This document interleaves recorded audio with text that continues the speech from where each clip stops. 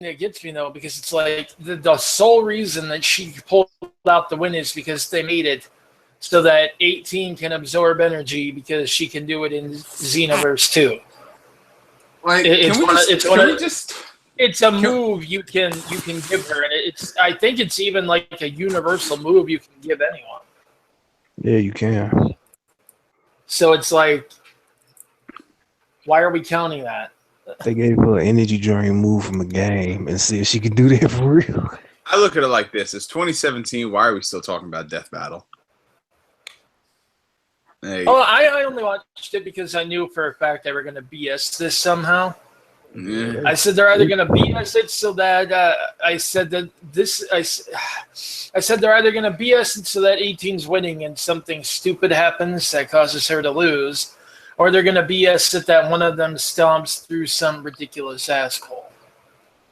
And the reason I figured they'd side with Captain Marvel is, frankly, because they love trolling the Dragon Ball fan base, like hardcore. Except for Judah. Not even then, man. Saying that he barely won against Shadow the Hedgehog. Well, can we just talk about these fucking matchups? In fact, they actually implied that had his Chaos Control not run out, Vegeta would have gotten his ass kicked. Yeah, nah. Why'd they do the Flash versus Quicksilver? Like, I still don't get that one. That makes no sense. Okay. The Super Saiyan was a 500 times increase, and then Super Saiyan 2 was 500 on top of that one. And so Super Shadow is the full 1,000. So is it? Oh, okay. Nah. Wait. They said back then it was 500. All right. Okay. Yeah. We ain't gonna discuss this shit. Oh my god. Another time. We're gonna be here all night, man. This shit is fook. Always will be fook. Anyways, yeah, buddy, yeah. Ladies and gentlemen, we live. Welcome to another installment of the NXP podcast, the monthly podcast at this rate, but it's a good monthly dosage. It's like visiting, well, I don't know, you don't visit a doctor every month, but you listen to this podcast every month. At least we try to get this stuff somewhat consistent. I might as well introduce the panel. As always, flanking on my left, we got Danny D World. What up, my mans? Oh, not too much. Well, a lot, but you know. Well, not too much, a lot, but still not too much. Flanking on my right, we got Rots 112, who you know, man, normally I wait till the end to expose you on this shit. But I gotta expose you from the beginning. Just straight from the jump, man. What is going on with these videos, man? People have been wondering, yo, Rots 112 be talking mad shit about the DCEU. When is this man gonna give us his thoughts on what he would do? Man, we waiting 6 months for this shit. Y'all try to run a whole YouTube channel through a Note 3 and tell me how easy it is. Hey, man. I have a hard enough time putting out content with a laptop, so. Hey, I'm gonna do you one better. Rob. Nintendo released the console that doesn't have proper voice chat. Boom. Let's go. Oh, man. Can you follow that up? No, not really. Nah, alrighty then. And somewhere in the middle, I guess you can say because I don't have another direction, we got Jamil from Comics Explained, formerly Game Inspection, formerly I don't know where this guy got his certification from. What up, Jamil? What's good? And I got my certification from you know, good old my dad works at Nintendo, so you know he gave me, wait, hold up. I thought it was your uncle. No, it's my dad. My dad is Nathan Nintendo, and he gave me a Nathan Nintendo. Oh man! But speaking of Nintendo, ladies and gentlemen, this is our annual post E3 2017 wrap up extravaganza, where I mean it's kind of self-explanatory at this point. You've seen 100,000 podcasts talk about it, and well, you can add one more to that fucking list. We're just going to go through all the conferences, say what we thought about them, what we liked, what we didn't like. So, yeah, we're going to be here for a hot minute. Gentlemen, I don't know if you want to start with an overall impression of the show or you just want to go straight from the jump with EA. What do y'all want to do? Well, Overall, well, E3 caught fire, so that was the thing. Yeah, what was that? You Really? posted that in the chat. What the happened? A spotlight on the main E3 stage, the one that Jeff Keighley had, what do you call it, the Coliseum or whatever, where they'd bring in the devs and they had the big old 4K screen behind them and they talked about the game and whatnot. With the little mini audience in front of them, yeah, that one. One of the spotlights near the front of the stage actually popped. Something inside it like shorted out and it burst into flames. What? And they had to postpone the interview and clear everyone out of the way. He went up there with a ladder and the fire extinguisher to put it out. They had to disconnect the light and everything. And then when they resumed, the front of the stage was like really dark and the back of the stage was backlit. It's like we're not watching a press event at this point. We're watching a play, but okay. But yeah, I mean, nobody was hurt, so that's good. Did they catch this on video? Well, they caught it on video in terms of the smoke. You could actually see the smoke starting to billow up on the background, but I don't think anyone actually got the fire in the video. Yeah, unfortunately, nobody evacuated because they all thought the Undertaker was at E3. Oh man! But then you had a bunch of sensitive dumbasses on Twitter getting on IGN for reporting the news, saying that this is really insensitive after what happened in the UK. And I'm like, so nobody else is allowed to report, hey, we almost caught on fire? Nothing is allowed to catch fire after that. Nothing can catch fire after that. If my house catches fire, I'll be sure not to call the fire department out of respect for the UK. Exactly. Like, come on, guys. Well, okay, alrighty. Well, I ain't trying to downplay what happened there by any means. Don't get me wrong, but it's these people that act like that. Really. Yeah. So long story short, E3 was lit, literally. Yeah. Yeah. But overall, how do I say this? It wasn't a bad year, but it wasn't as explosive as some previous years have been. I mean, like, you usually had, like, really high and then really low, but everybody kind of sort of evened out more toward the middle this year. Yeah. Yeah, that's how I look at it. I look at it as... Except Bethesda. That was trash. Well, I mean, like, let's be real. After their first show, what has Bethesda done, to be honest? I mean, shit. I mean, ported Skyrim to literally everything. Everybody's just waiting for the next Elder Scrolls. Like, yo, bruh, I am so tired of Elder Scrolls showing up. That is all they good for. They literally dumped everything else already. At this rate, the next Elder Scrolls game is going to be the Elder Scrolls 5 Skyrim 2. Oh, stop! Yeah, because they just won't let the name go. Right, Skyrim 2. Well, were we joking about that shit? Where it'd be Shin Megami Tensei Persona 4 2. Man, I'm telling you right now. Return to Inaba. I'm telling you right now, though, Todd Howard will not rest until that thing's been ported to everything, right down to the friggin' Apple iWatch. Skyrim is trying to catch up to RE4. Oh, did y'all hear about that interview with that one executive from Bethesda? What was his name? Bod Ballard. He was talking about That his name for real? I thought you would like to fuck up with that shit, Rob. He's just like, wait a minute, is this insensitive or not? I don't know. No, man. But yeah, I kind of agree with Danny. I mean, to be like, I was at work during the conferences, which is the first time I was actually not off for E3. But I managed to catch all of the conferences, and to be honest, it's just kind of like Danny said, in the middle. I mean, nothing was particularly wow or exciting or crazy, with the exception of a couple of games. But I think everyone, for the most part, is just meh. I mean, it was a solid showcase in terms of like game quantity and game quality, but there weren't any bombshells. I think the biggest problem and we'll touch on this later because obviously it's going to come up in the discussion, is that there weren't any crazy game announcements, like huge major game announcements that you know are going to take 2 to 3 years to come out. Exactly. You got Metroid? Well, I mean, we'll get to that when it comes to it. Right.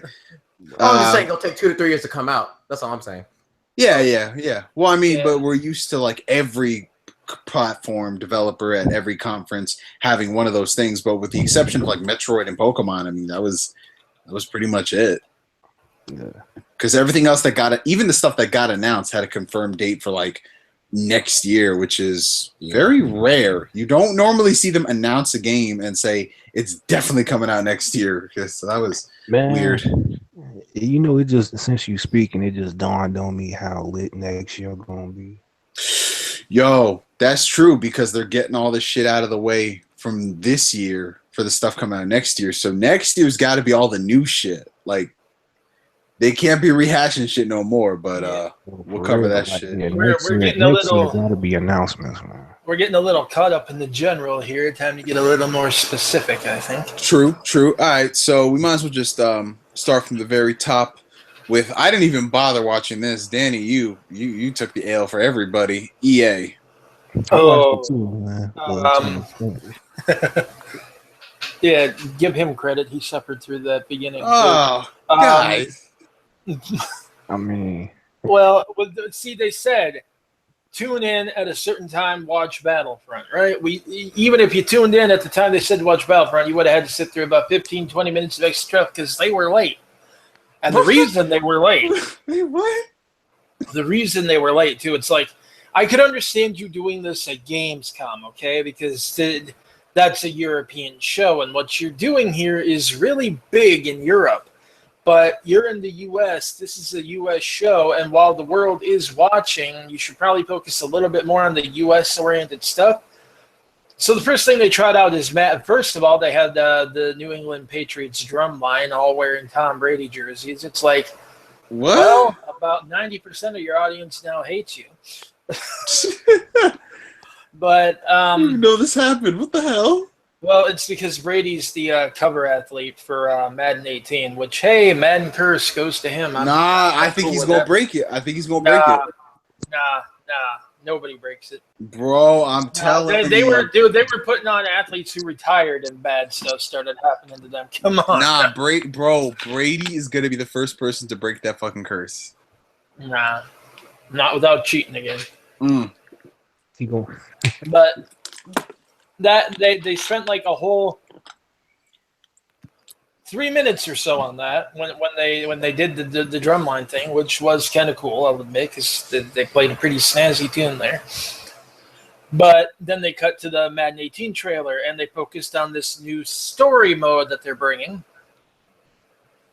which instantly it had my interest and then instantly killed it, because instead of doing like what NBA 2K does and like structuring a story around your created character and their career, they're doing what they did with the last FIFA game, that Alex Hunter or whatever. Yeah, they're creating a static character, and you basically play as him going through his career, and it's like, God. And I don't care about this made-up character. I would care a lot more about my own. It's random NPC. Yeah, I know. It's the only real highlight is the character's father is Mahershala Ali. Oh shit! You dead ass? Yeah. Hey, let's go. So they actually put him in the game. There we go. Now they claim that you have some control over it, like his career and where it goes. I'm not sure how extensive that is. I'm not sure if that means that you basically can decide what teams he winds up on, who he takes deals with, etc. They didn't really go into too much detail on that not during the conference, at least. They got a little more detail into it afterward. But the thing about the thing there is he's a quarterback. And it's like whatever team then that you control, you if you want to put him on like your team, you better hope your team don't have a good quarterback that you don't want to get rid of, you know? Right. So it's like, you know, anyone who's a Patriots fan ain't going to care now. You know, anyone who's a Packers fan ain't going to care now. You know, anyone who's a Falcons fan ain't going to care now. There's no room for the OC. The Bears will be happy, though, I'm sure. The Jets, they might buy this one. Yeah, but I don't know, man. Like, I mean, the thing is, they spent like 3 minutes on that, and I'm cool with that. I am, because it's like, okay, that got out of the way real quick. That's good.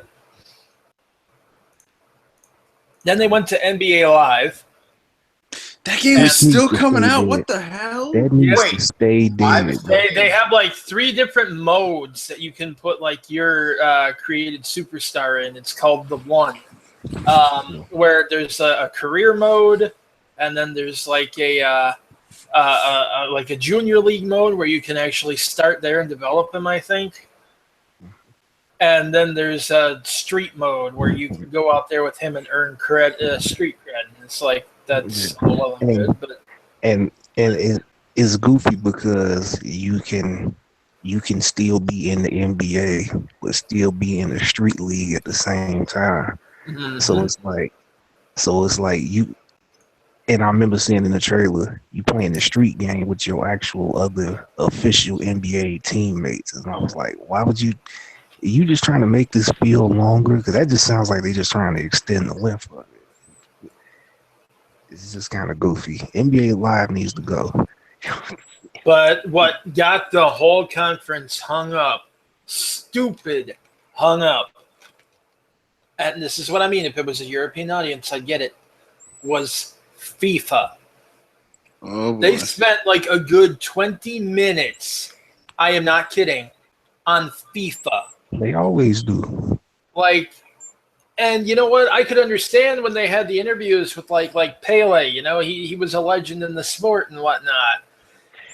But this was just them talking about game features, and we're supposed to care because all the motion capture was done by Ronaldo, and we're supposed to be, you know, super hyped for that, and we're supposed to, you know, care about these two dudes in blazers. That I guess that's actually what they call themselves. They're like faux announcers, and they do like interviews. Wait, I might have seen this in a recap. Is this where the awkward? The missed high five. Yeah. Yeah. I think they did that on purpose. I think that's like part of their shtick, but it's still cringe, man.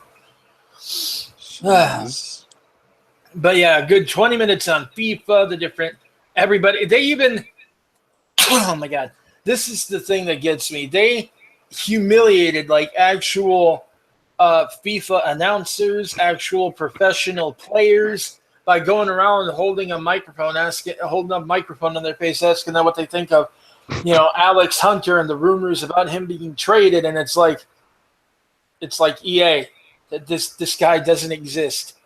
Why are you making these professionals act like they're jealous and petty over a character who doesn't exist?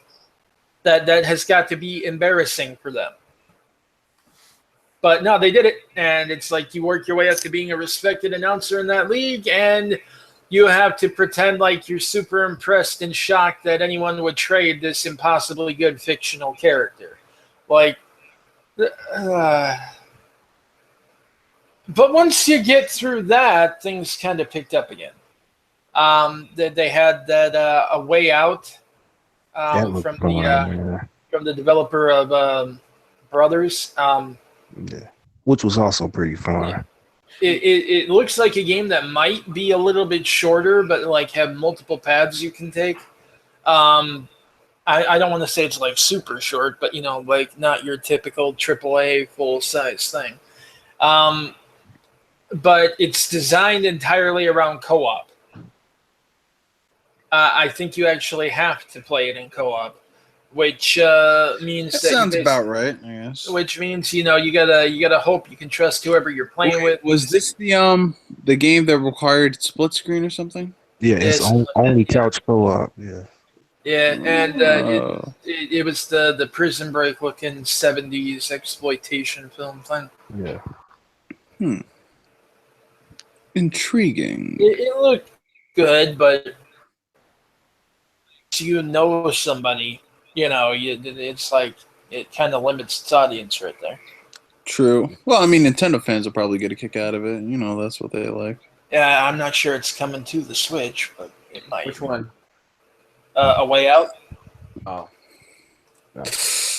Yeah, don't worry. It'll be out on the Switch too. You'll be good. You'll be fine. Well, I mean, I'm not sure how they're gonna do the camera when you're using two Joy-Con on the same Switch because, that's up to sir. That is up to the developer. It's not Nintendo's fault. Anyway, what is this I'm hearing about Need for Speed being awkward as hell? how do I put this? It's another. They pulled a Ubisoft. Okay, the game looks fun.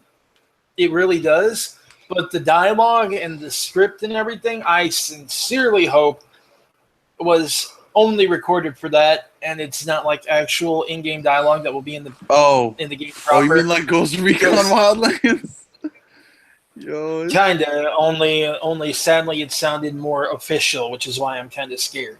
Yeah. Gameplay-wise, though, it looked really solid.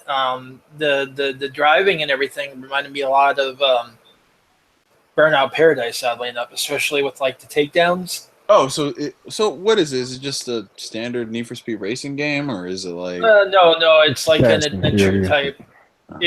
Basically it's like the Fast and Furious is the video game.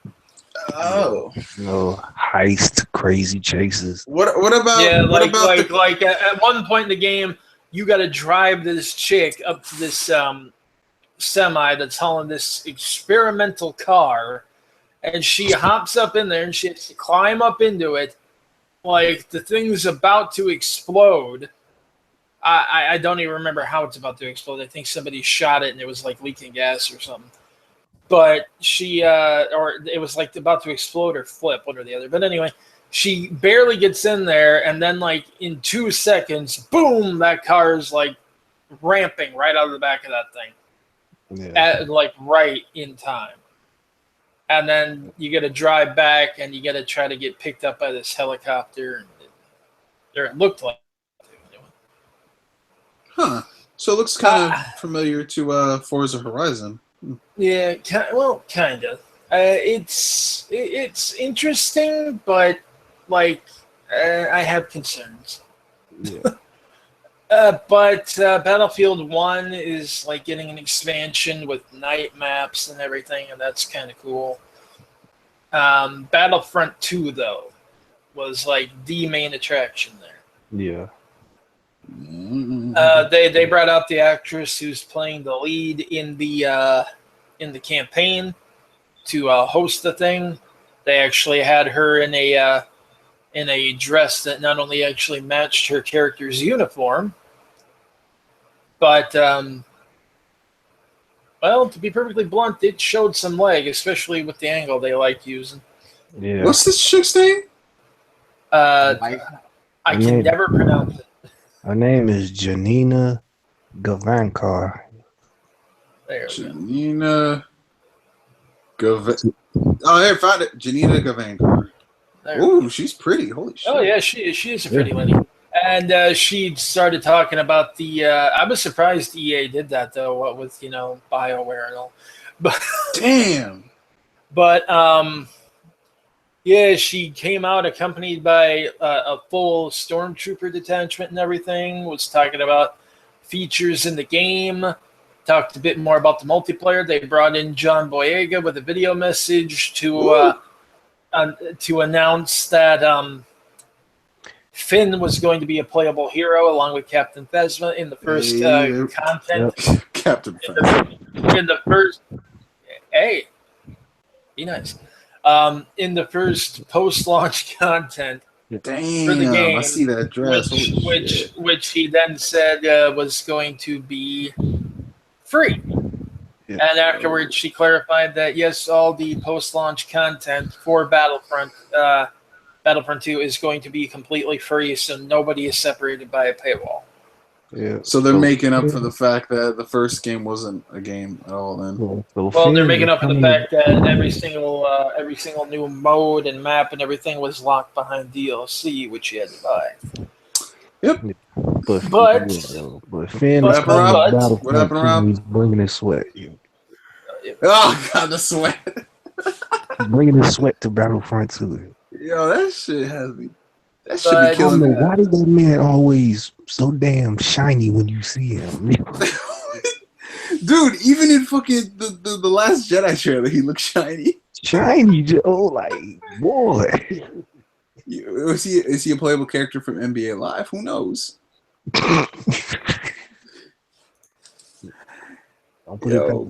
They also announced the return to the class system.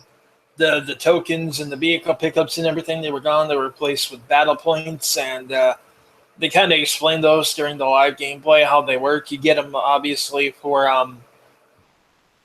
kills and kill assists and whatnot. But you actually get a lot more by playing the objective. Like, even if you don't necessarily take it, if you're playing the objective, if you're trying to take it, you will get more points and more points. And it's designed to give you more points that way to encourage you, instead of just running all over, shooting haphazardly, to actually try to play the objective. Oh, thank God. And from there, once you get enough battle points stored up, then you can switch on your next selection or whatever. You can become back as a fighter. You can come back as a tank. You can come back as a hero character. Hero characters, of course, being significantly more expensive. You can come back as a specialized unit. Does this game have microtransactions? It does. It does. Okay. Yeah, they confirmed that it does. They said, though, that it's nothing that's going to turn the battle in anyone's favor by buying it. It's not going to be a case of, you can spend $1 gazillion in here and then you can beat anyone who comes near you. So far, the only things that they've said are going to be definite microtransactions, appear to be cosmetic. All right. I'm not 100% sure what all else might be, but honestly, even that's preferable to locking everything behind DLC. So it's still a step in the right direction. It is, but watching them play this whole match though was fun. It looked like if there's one thing I've learned about fucking dice games is that they can make shit look so beautiful on screen, but once you get that shit in your hand, well, it's never gonna go that smooth. Like this man, Darth Maul, prepared a boarding party for that. I saw that. Oh shit! Like that's what I'm gonna call it from now on. Like he prepared a boarding party on him. Rest in peace. Yeah, and unfortunately, he opened up a can of whoop ass on Ray. Woof! No, okay. Now, how does that work? Is that like just? How does that work? I don't get it. Is it actually part of the story, or it's just some bullshit they can? No. This is multiplayer. Sake of online play, you just pull up people. Oh, okay. Honestly, normally I don't think she'd be paired up with like the clones. In fact, I think that once you pick the era, that kind of segregates the heroes available to you. But I think the reason they put her in there is because they put in Han Solo too, and Han had his Episode 7 look. But I think they did that to kind of demonstrate how the new heroes play. Like they put Maul in with them, they put Rey in with them. Okay. Oh yeah, so just for like marketing purposes and all that. Yeah, and they had a bunch of people actually play an online match against each other. Each one of them got to record and upload it on their YouTube channel too. So it was sort of their way of ensuring people this wasn't scripted. Okay, all right. It did look good. It looked really good. I'm not gonna lie. They definitely. The second or third person that picked Darth Maul got destroyed. I'm like, you are insult. It's the ADS is actually implemented now. Aiming down the sights actually does give you a massive accuracy boost, so you're going to want to do that as much as possible. The class system seems pretty well implemented and balanced. You got the heavy troopers that have higher hit points and everything, and the higher attack, but they are like very slow, especially when they have to fire because they got those big old like laser miniguns.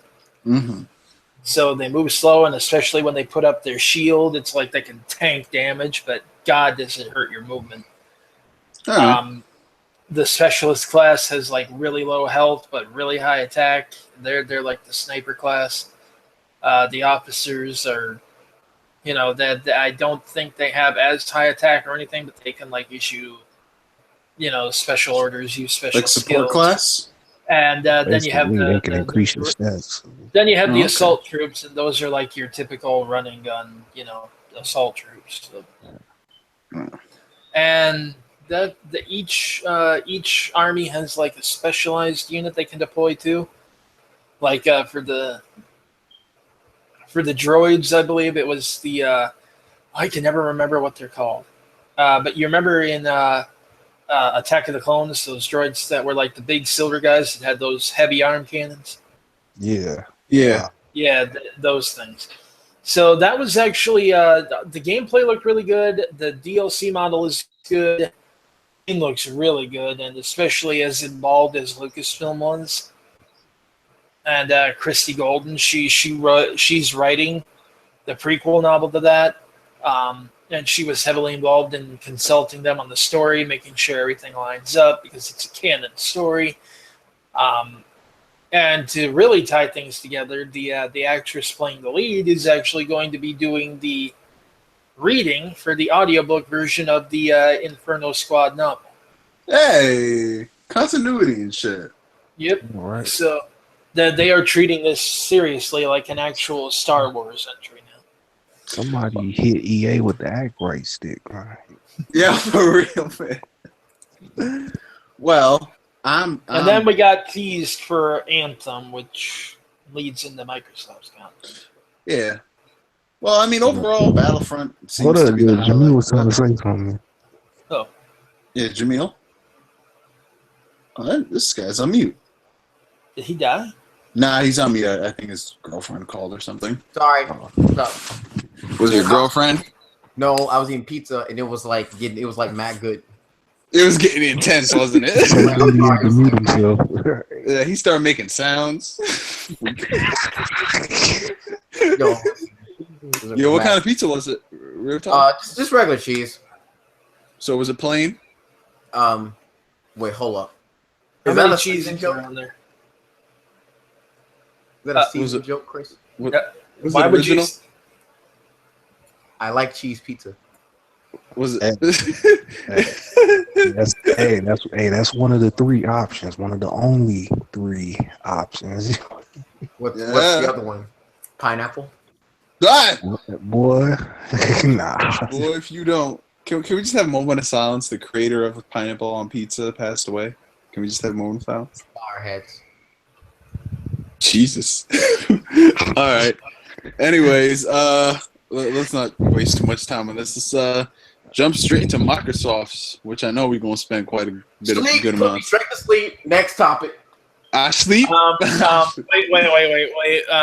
Going back to Bethesda real quick because they did go. We didn't. No. Well, I mean, Bethesda we was already after. have. I know, but we already have covered them. We may as well finish them off. Yeah, let's just wrap this shit up because there wasn't nothing. All right, with Bethesda, you're gonna be getting Skyrim every year, every Until the end of conference time. going forward until the end of time. Well, Elder with- Scrolls with- 5, Skyrim 2 is the thing. Skyrim Fallout 2, 4 VR, so now Fallout 4 can suck in VR. Fallout Yo, 4, which is the Skyrim 2 engine test. So, yeah. Bruh, yo, can we? I ain't comfortable with all those Bethesda bugs that close to my face. I'm just saying. Yo, for real. Literally. Bethesda's Lose your entire royalties, man. conference. Bethesda's entire conference was literally a glorified Nintendo Direct. That's what I was, bro. Right down to that gas amusement park shit. Yep, and I thought they were gonna break out the puppets. I really did. Yo, Muppets. Almost everything Nah, we didn't was talk like about Ubisoft yet. almost everything was like CG trailers. Almost everything. They had like a couple things with gameplay. In terms of like what they were announcing, there's a Dishonored DLC. standalone DLC thing. There's the Evil Within 2, which Yeah, I I was buddy. wish I actually could. looking I forward wish to I that. could tell. I wish I could tell you what that's about, but Nobody knows. I What was saw the the first one trailer. about? Nobody knows. What was the first one about? Something about being in somebody's brain. Yeah, something like that. Yeah, But shit was weird. I don't know. Cool, What it this was one's cool. That trailer was weird. I'd have to go back and watch it like 30 times and try to make guesses. I really love the song that they used, "Ordinary World," but that did not fit for the trailer. Yeah, I think there's gameplay out now that has been on the show floor, but I can't help but wonder why you wouldn't show that at the conference. I really hope they got rid of that stupid ass fake widescreen thing they did in the first game. Oh my god. I think they did. Oh god. But Thank you. Wolfenstein 2 was shown now. Let's go, baby. That looked good. But unfortunately, that being good, almost saved their conference until I remembered they're also reinstituting paid mods. Just on their own store. Always. Didn't they just say they weren't going to charge for paid mods on Steam? Yep. They said that like last year, and now they're doing this. Okay, about the paid mods thing, to be fair, in a sense, I really don't have a problem with paid mods, only because, I mean, I look at it this way. If people on YouTube can make money off of just making videos, why can't people make mods make money off of that? That's true. I mean, Well, Bethesda, if it was like Bethesda and id, they've all I know id for starters. They've actually always wanted to support like paid mods, even going back as the '90s with like I think the first Doom or whatever. Okay, so now see if it was just going to the developers, the people who made them, I'd be fine with that. The fact that Bethesda gets a cut, that I'm still not okay with. That's bullshit. I ain't with that. Yeah.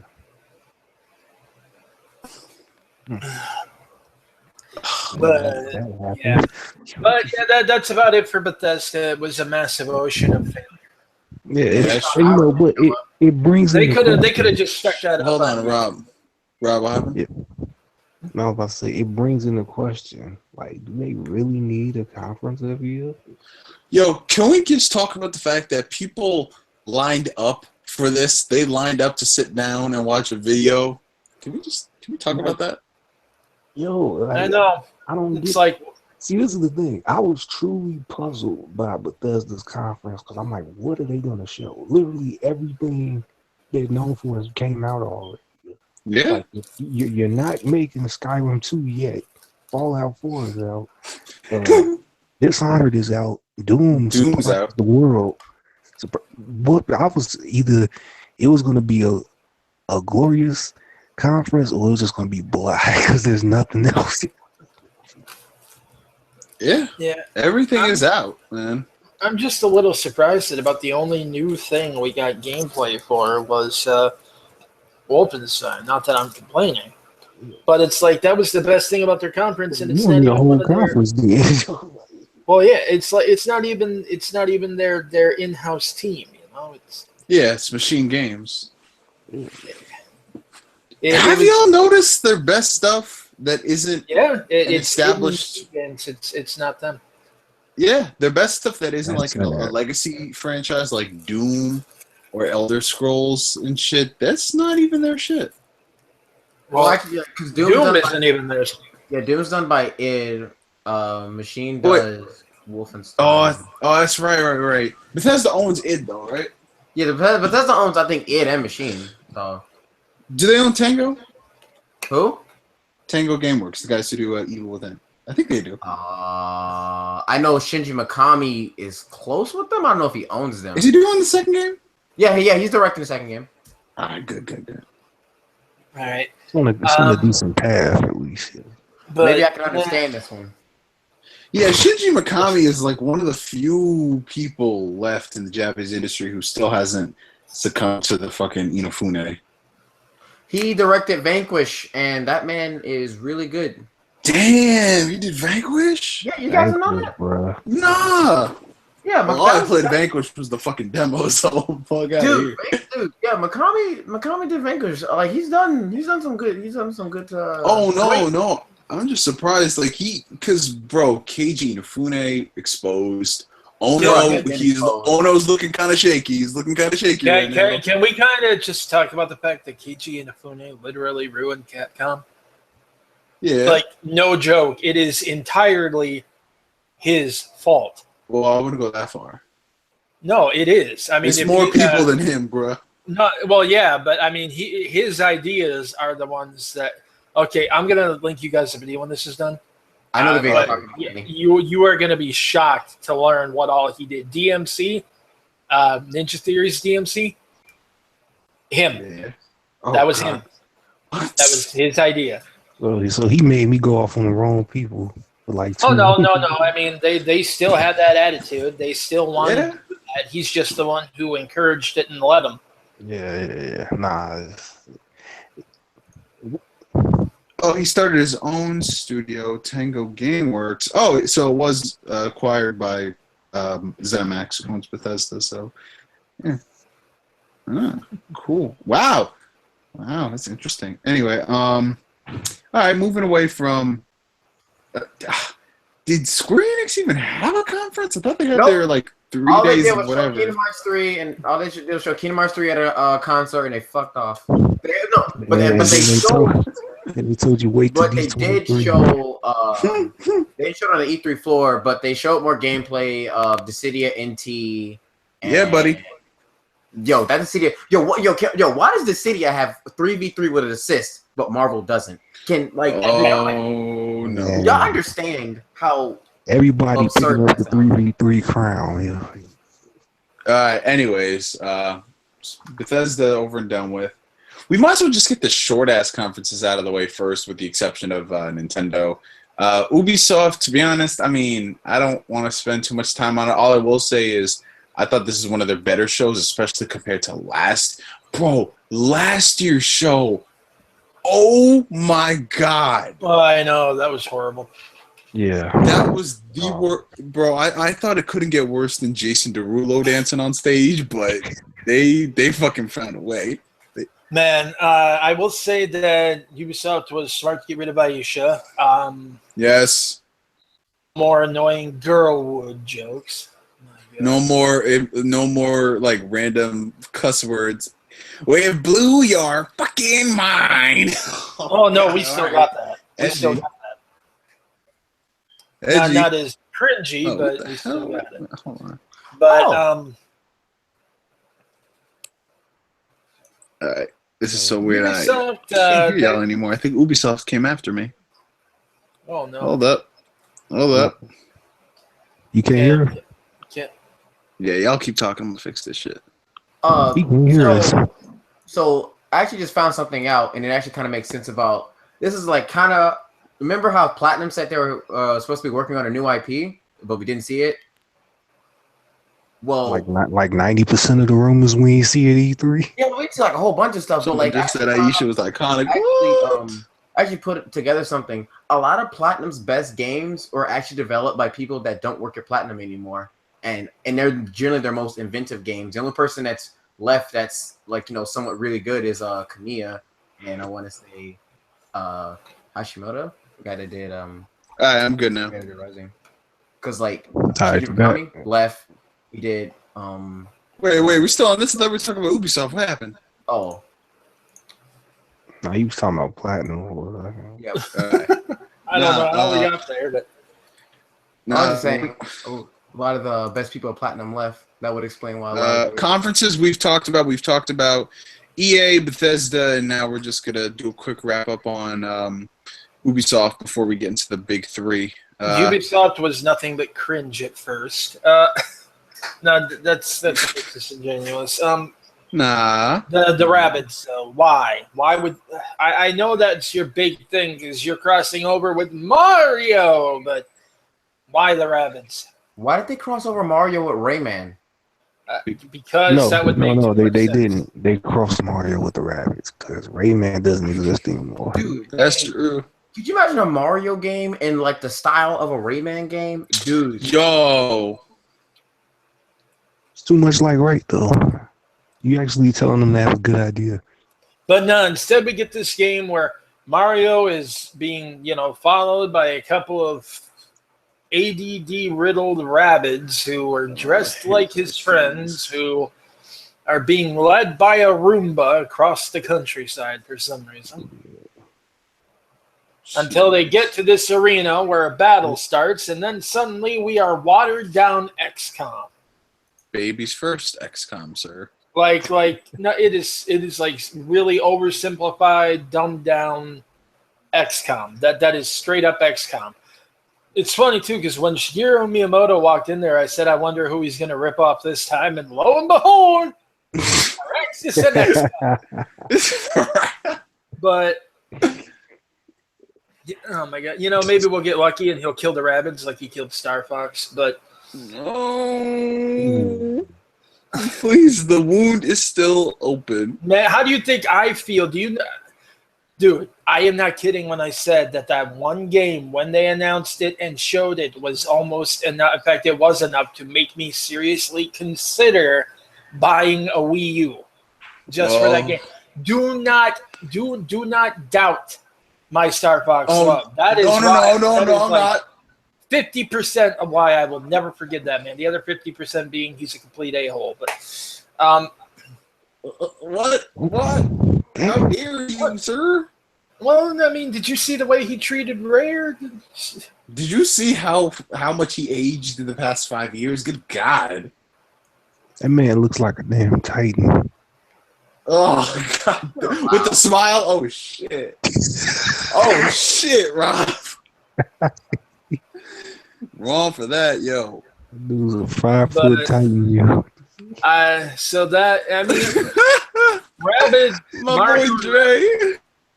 Mario and Rabbids, though, does look. I mean, I'll say this. I will say this about the game. At least it's not some bullshit. It's something different, and I'll give them that. Let them have it. Let them fucking have it. I would, but they were all sitting there teasing like, this was going to be some kind of big revolutionary thing, and Zombie 2. They were even teasing it might be like an RPG thing, and people were thinking like Mario RPG again. I'm sorry, Dre. Bro, Dre's another person who... Alright, to sum this shit up, 2 things. Number 1, we gotta talk about what Dan said about Nintendo charging people $100 in Canada for their Switch games. Number 2, Rob, this is directed towards you. You better watch out because Miyamoto has a fucking gun now and he's not afraid to fucking use it. Oh, man. We joked about that shit too much with the water. Oh, see, man, his spirit lives on in every Glock in Nintendo. And the Amiibo starting to look pretty good right now. Why do you think they quote unquote up to the quality? Thank you. I need to backtrack for a second. Hold up. Let me tell this story quick. Okay. But this is relevant. All right, you'll get a kick out of the story because it kind of shares in your sadness. So last year when I was in Texas, Jamal was introducing me to his boy Dre, and we had just gotten back from Nebraska because I went to Texas, then we went from Texas to Nebraska to visit Adam, and then when we came back, Dre picked us up at the airport. Shout out to Dre. When we got back to Jamal's crib, we were all just chilling for a bit, and this man Dre saw the Wii U. And Jamal was like, "Hey, Dre, you want to try out the new Star Fox game?" Because Dre is a big fan of Star Fox, but he ain't trying to fuck with that Wii U. All right, can I just ask why Jamal hates this man?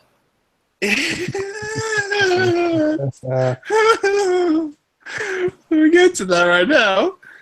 And Dre picks it up, and he notices that you have to look at the Wii U gamepad and look at the screen and use the Wii U gamepad to aim, all this fuck shit. And then he looks at Jamal and I with the most sour look on his face. Like, what? And he tried to play. I don't even think he got through one mission because it was so fucking terrible. And then after that, Dre was like, I need to excuse myself. And then that was the last time I saw Dre until almost a year later. Man. I'm sorry, Dre. The people needed to know. Listen, they will learn from your anguish. He went on a pilgrimage. He had to travel the world to purge that from his mind. But that is tragic. But Rob mentioned amiibos, and I just remembered something we forgot to mention from Bethesda's little showcase. No, we don't need to. It wasn't important. Skyrim on the Switch. First of all, we finally got to see the actual in-game textures, and no, that ain't the special edition. No. But they still opened with it, trying to make you think it was. But no, did y'all see the amiibo? See? No. Did you see how they fucking tried to deceive people? Where they were showing like regular Skyrim, and then they showed what it looks like on the Wii U. And it's like, oh god. I mean, not the Wii U, the fucking Switch. And then it goes back to the regular gameplay. And then what it looks like on the Switch, I was like, what the fuck? Bro, they did not try that because I missed that part. Did they see it? Dude, rewatch the footage and tell me you don't see a difference between the Switch footage and what you perceive as regular Skyrim footage. Oh my god. Man. But yeah, they brought in that Breath of the Wild Link amiibo, and they tap it on the thing, and all of a sudden the treasure chest pops up, and he opens it, and the Zelda sound effects play, and he gets the Master Sword, the Hylian Shield, and Link's hair and tunic from the game. And it's like, why? I mean, we could do this with mods on PC already. Literally. But then I read the description on the thing after they uploaded the trailer, and apparently they're planning to do that with Breath of the Wild, with a couple other games, including Smash Brothers. What? Why are we incorporating the Happy Meal toys? I don't know. But yeah.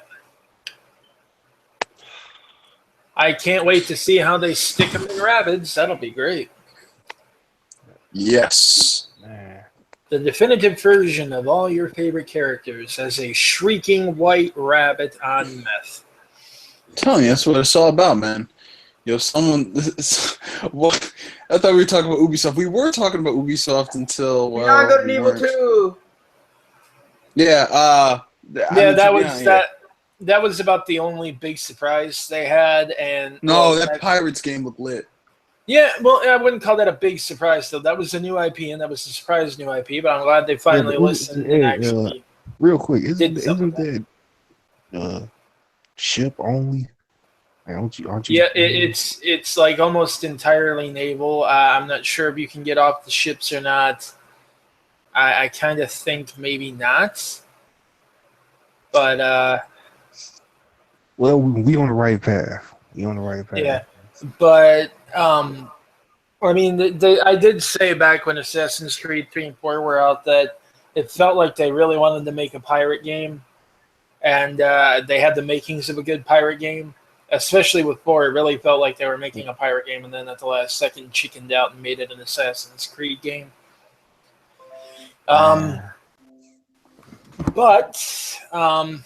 Yeah, that was good. But the big surprise, the only really big surprise that we didn't already know about was Beyond Good and Evil 2. But even that, I'm a little skeptical about till I hear more, because they're making it sound like it's like a pseudo MMO. Yeah. That's a prequel to the first game, and it's... And my God, whoever wrote the dialogue for that trailer loves the F-bomb with all their heart, man. Like, oh God, yeah. Edgy oh my God. It was one of those things where it's like, okay, that's like 6 in the last 20 seconds, okay. I mean, I Swiss get fucking chocolate, mate. Yeah, I know. It's one thing to like grow up your game with your audience. It's another to do that because that doesn't come up as grown up. That comes up as edgy teenager. Well, bro, like I said, most of the people who are running these E3 shows, they're looking at memes from 10 years ago. What was popular 10 years ago? Well, they're also like French Canadian, so Yeah, you obviously that's big to them. I don't think that it's like they don't know how people really talk. I don't know. It's Right. weird, but beyond Ubisoft, yeah, they didn't really bring anything new. Though we did finally get some more release dates. Although I think we actually got another South Park game announced before we got a solid release date for the Fractured But Whole. Yeah. Which Good job Oh, yeah, on the little mobile one. differentiating the pronouncing of it.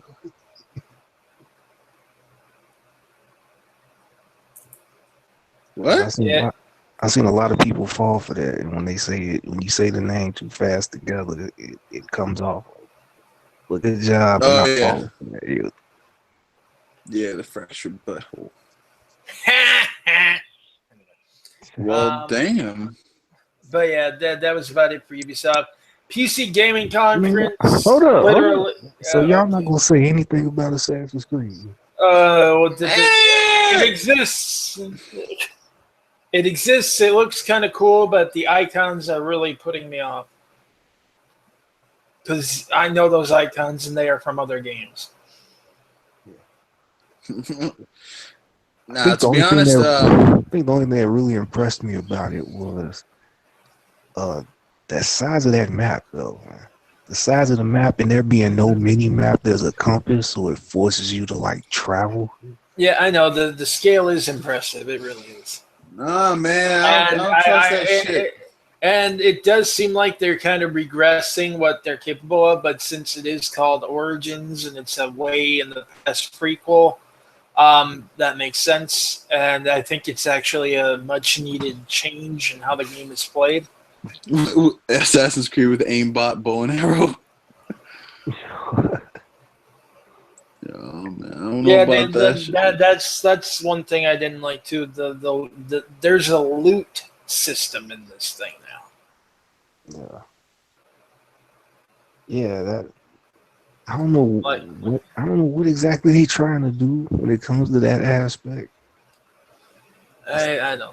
They making it seem like you can pick up almost any weapon, and if it's worthy, you can keep it. And I will point out something that video games do that kind of annoys me is that, okay, if you have a bow, and I'm using this game for an example, they say, because I watched somebody play, I watched the whole 30-minute gameplay segment, and somebody was playing, and he had a bow, he very clearly had a headshot on the guy, and he wasn't even that far away, but because of just the level of the bow, he hit him dead in his head, and it didn't kill him. Oh, yeah. I'm like, oh, you got to get a stronger bow. You got to get a stronger bow for a headshot to work. You know what that means? You know what that means? Microtransactions for better use. Please no. Well, I thought we settled that shit in Unity. They'll have a DLC. They don't give you Hawkeye. Yeah, see, you'd think that, but nah, they don't think that Unity was badly received because of, shoving microtransactions in every second they got. Now, it's clearly because of the performance issues, and now that those are out of the way, they can re-implement that and nobody will care. Kill me. Yeah. That's part of the reason why Syndicate unfortunately went under the radar, man. I mean, look at their $800 collector's edition. Look at that $800 collector's edition they got. Yeah, that is, $800 and they don't even give you a bird. Y'all tweaking. Man, I could see maybe 120, 150 even for something like that. No, the reason why they're doing this, and I think the reason why they're coming out with all these ridiculous collector's editions for all their games, like 6 different variants, is because they're trying to avoid that Vivendi takeover, man. I'm telling you, bro. Like, ooh, shout out to the train. I know, right? Like, it's about that time. Thomas! You know what, my God. Oh, whoa, sir. You better take that comment back. But to sum up Beyond Good and Evil, since someone brought it up again, I mean, I can't really get. I'm at that point right now where I can't really get excited for things just off of name alone, because look at the stuff that's happened with Kickstarter. Like, oh, you're getting this spiritual successor, or this game's coming back. I mean, nine times out of 10, they're usually disappointing at the very least. So, I mean, I have hope in this one because the guy who's working on it did the Rayman. I don't know if he did Origins. I know he did Legends. So that kind of gives me hope. But like I said, this game is 2-3 years out potentially. So we'll just have to wait and see. The jury's out on that. I think he's going to do a good job on it, if only because it definitely it's a definite passion project for him. Yes. Years. Yes, exactly. This was finally happening. He could finally tell people about it. But what I'm iffy on right now is the formatting and how that's going to play. Oh shit, he did the very first Rayman. Damn, guys, I'm gonna confess something to y'all. I've probably played maybe just 2 or 3 Rayman games, and the most recent ones I played were Origins and Legends. That was it. So I literally just learned of this guy when I think he did an interview for Legends. So I was like, oh, okay. I had no idea. So yeah. Here's hoping. I mean, there's some conspiracy theories going around. The reason why they were cussing so much. Some folks are saying, well, if the original Beyond Good and Evil wasn't aimed towards a younger demographic, they would have been saying fuck back then too. I guess. I don't know. But it's off-putting compared to the first game. Couldn't you argue that about literally any game? Exactly. Yeah. Exactly. They just felt like being edgy. I mean, there's no need to make an excuse for it. They just wanted to do it. It is Ubisoft. Far Cry 5 looks fun, though. It looks cool. It looks better than. It looks more interesting than 3 and 4. I'll say that. Oh, no. I was just saying. I mean, like part of what made Beyond Good and Evil its charm is that it didn't try to appeal to like any market or chase like any kind of trends. When it came out in 2003, I don't think there was really like a game like Beyond Good and Evil. There might have been, but it didn't like kind of tell a story in that kind of way and stuff. So I don't know. It's super French. Yo, I'm just saying, man. Rayman, we weren't playing that around here, bro. Like very few people I knew play Rayman. Yeah, I feel you. What the fuck? Oh. At the PC gaming conference, I think there were like 2 things of note. Damn, they're still on strike. There was some cyberpunk game where I mean not like CD Projekt Red cyberpunk. I mean the genre. The goat, yeah. I'm talking the genre where the developer was a guy who had gone rounds with Anita Sarkeesian before on Twitter about censorship and actually advocating for forced censorship in games. And in fact, his game was actually structured around the dystopian society, an Orwellian one, wherein SJWs basically controlled things and you could get policed and literally, punished for wrong think and whatnot. He showed the game. That's all been completely stripped out. In fact, when he came on stage, the first thing he did, and that he himself didn't want to do it, especially the way he phrased it and everything, his publisher, basically, the people who picked it up to publish it, made him strip all that out and made him apologize publicly, basically for criticizing Anita Sarkeesian. Oh, God. At the PC gaming show. And so that was a notable cringe moment.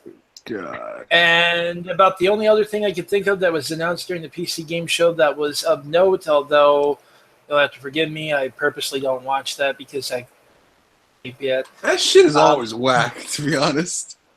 But man, it got me so hyped when I saw it. Age of Empires. Oh yes. Age of Empires Definitive Edition. They're remaking essentially the original Age of Empires. So we're gonna have ancient Rome, ancient Greece, ancient Egypt,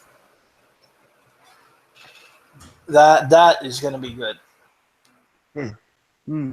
That's dope. So when did they come out and announce all the petitions to get stuff ported to the PC? Oh, it's true. Man, I don't know, but they intentionally stacked that Spider-Man audience, and they were intentionally quiet and angry. like there were people there who even said that there were folks who were just sitting there rolling their eyes the whole time, and it's like they were angry, visibly upset that that this was an exclusive, and it's like, okay. I don't know why you didn't just, let it be and move on, but nah. I know. Just answering for someone here. Yes, we still are going to talk about that Nintendo Canada stuff, but we'll put that. I'm trying to group stuff together for later because we're all over the fucking place right now. I said let's just move into Microsoft because we're already an hour in. And we know we're going to spend time on the big three. So, all right. To be honest, this is what's so funny about the conference because depending on who you talk to, this is one of the most polarizing events, and it's something I cannot understand for the life of me why. Because to sum it up, people they're coming away from the show excited about spending $500,000 to play multi-plats at better performance.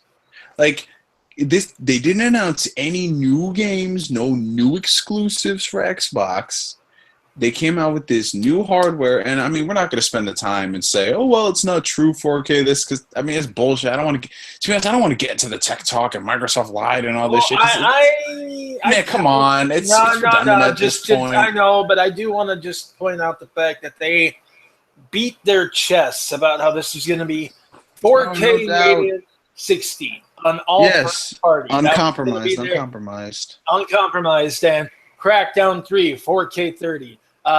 Gears of War 4K 30 and in the campaign, like I don't know. What else is going to be only 4K 30? I know that everything that's not Forza. Assassin's Creed is not even native. It's checkerboarding, or in their I'm sorry, it's their version sparse rendering. Sparse rendering. Sparse. It's dynamic 4K and only 30. Jesus Christ.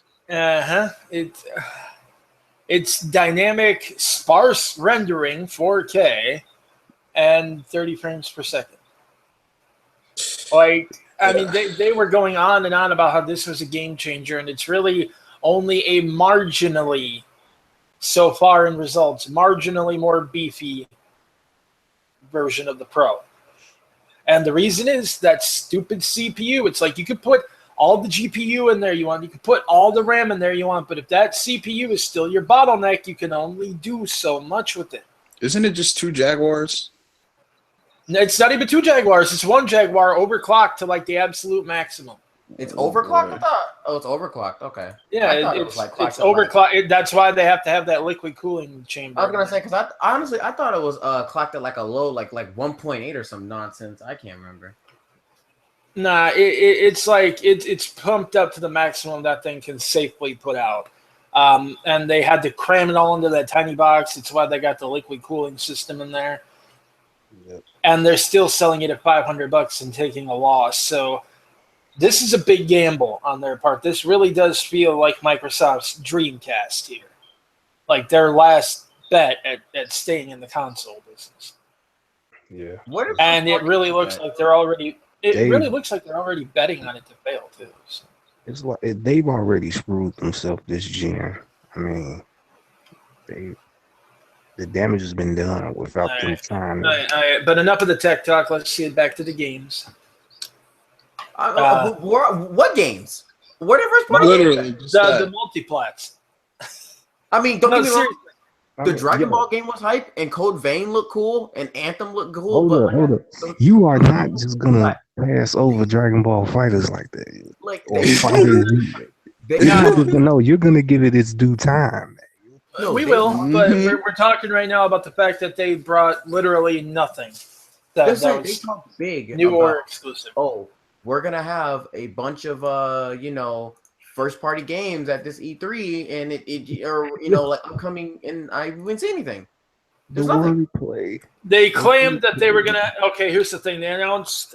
They heard people keep saying, "Well, they got no games." So did they say we're going to be showing 42 games at this conference, 22 of which will be exclusive, and it's like it's not exclusive. It's either console exclusive or it's there's only 7 that can only be played on Xbox or on Windows 10, and even then, Windows 10.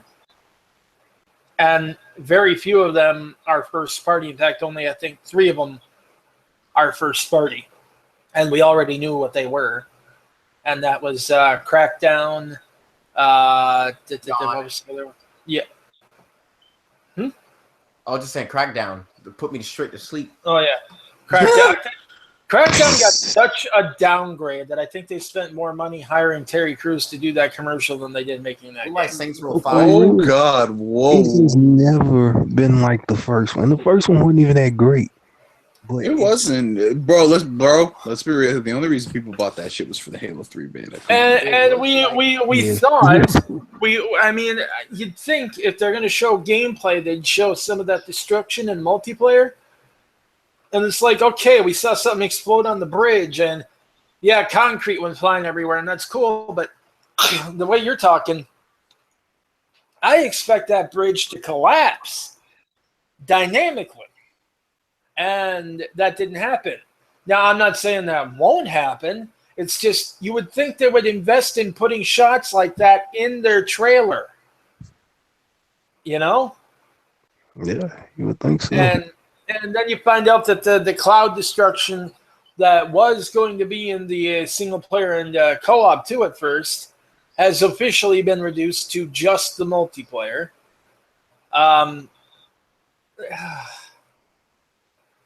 I really don't know what the heck they're thinking with that. And the fact that it got less time on stage than some of the indies that showed up there. Yo, facts. Yo. Wow.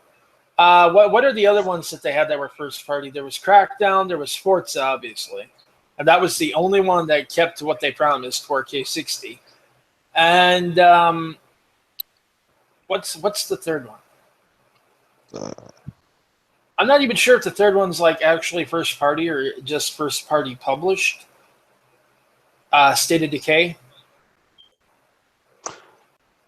Oh man, I forgot about that one. Yeah, that one just looks like ass. I'm sorry. Yeah, like I mean, they were showing that, and they made a big deal about how that was like native 4K and everything. Sir, it looked like a 3D game, man. You're forgetting the highlight of the show. The super duper 4K pack for Minecraft.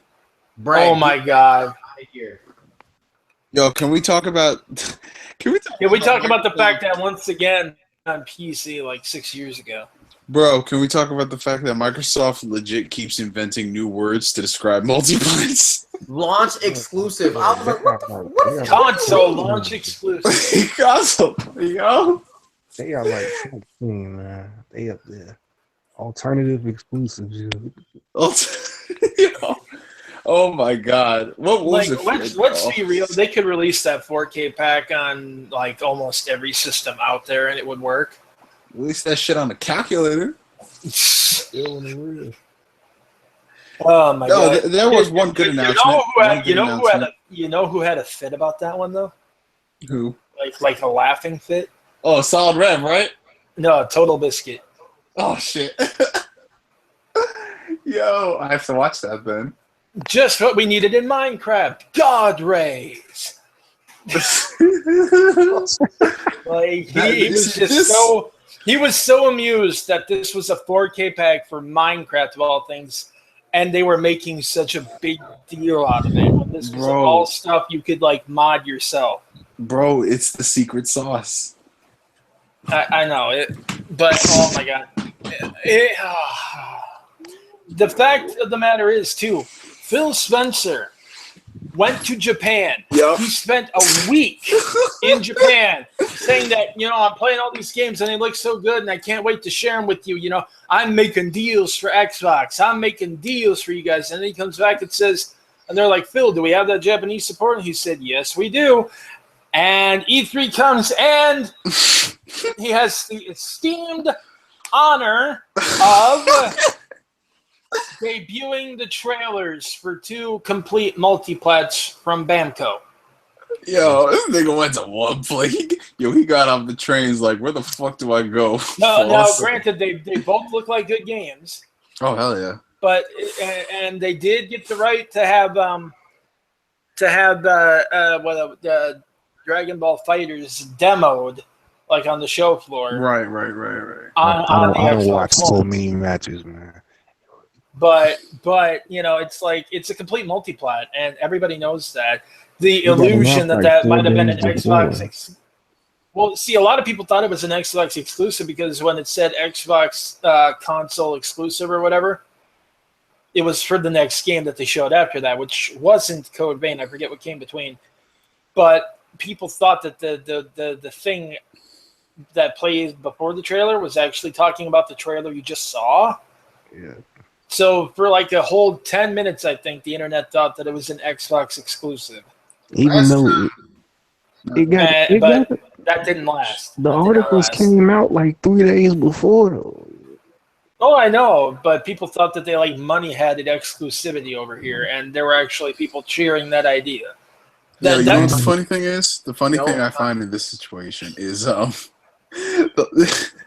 this shit really was exclusive, last time anyone ever got hype about a Dragon Ball game on Xbox, it ended in sagas. That's all I gotta say. Bruh, for real. Y'all ain't got to check big enough to keep Dragon Ball tied to one console. No amount of money is going to make any Japanese developer of a size like Bamco make their game exclusive for Xbox. Man, I still don't know how Vesperia ended up on Xbox. That was 360, and that was the install base. Oh, really. Yeah, I know, but still, And what I can't believe is that they were dumb enough to sign it over, I think it's something like either lifetime exclusivity or Western, or like 20 years or something like that. It was a really long time, to the point where releasing it after the fact would basically just be redundant anyway. I'll wait that 20 years. It would be so old. But it was it's bad when the Tales producers say, that the Xbox exclusivity, that's not a mistake we plan to make again. Yeah, for real. Oh, man.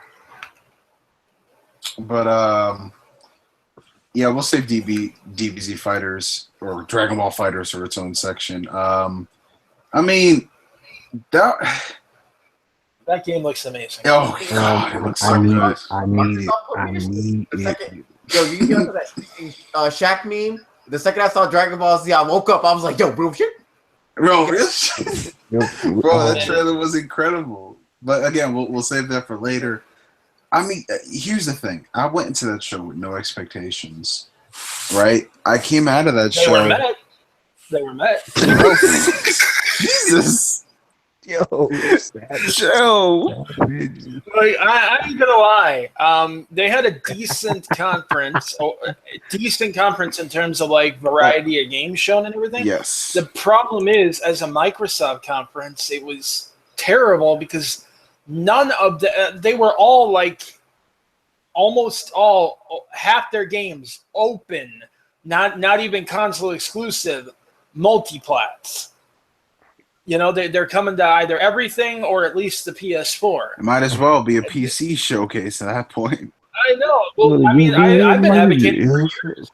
Honestly, Microsoft needs to just shut down their hardware division, rebrand Xbox as Microsoft Games again, or even just Xbox Games, and be a publisher. They got a ton of money. They got a ton of marketing people. They could bankroll games. They could pump them out. They could rake in the money. As a publisher, they're not inherently terrible. And they could still. It's just as a as a developer, and even frankly to a degree as like a hardware creator, they're missing a lot. Their problem is they have Yeah. zero identity. Nintendo is Nintendo. Sony is Sony. Microsoft is they want to be everything, but they can't. Hey, you Well, forgot. Microsoft is Forza, Halo, Gears, and Gears. Forza. Yeah, they're Halo, Gears, and Forza, but they keep insisting they can be more than Halo, Gears, and Forza, and yet they never take any real strides to be more than Halo, Gears, and Forza. Boy, are you saying that Lucky's Tale is not hype? Man, Chris, It's a sequel. Okay, here's the thing. First of all, that game is a sequel. It's a sequel to a game that I think was only ever on the Oculus Rift. So it's a sequel to a VR game, not in VR. I didn't even know that. Yeah. Man. I thought at first when I saw it, I was like, yo, it's Conquer! No. I know. I thought for sure they did something smart and actually brought back the classic IP, and it's like, wait, no, he doesn't have a tail that's got a tip like that.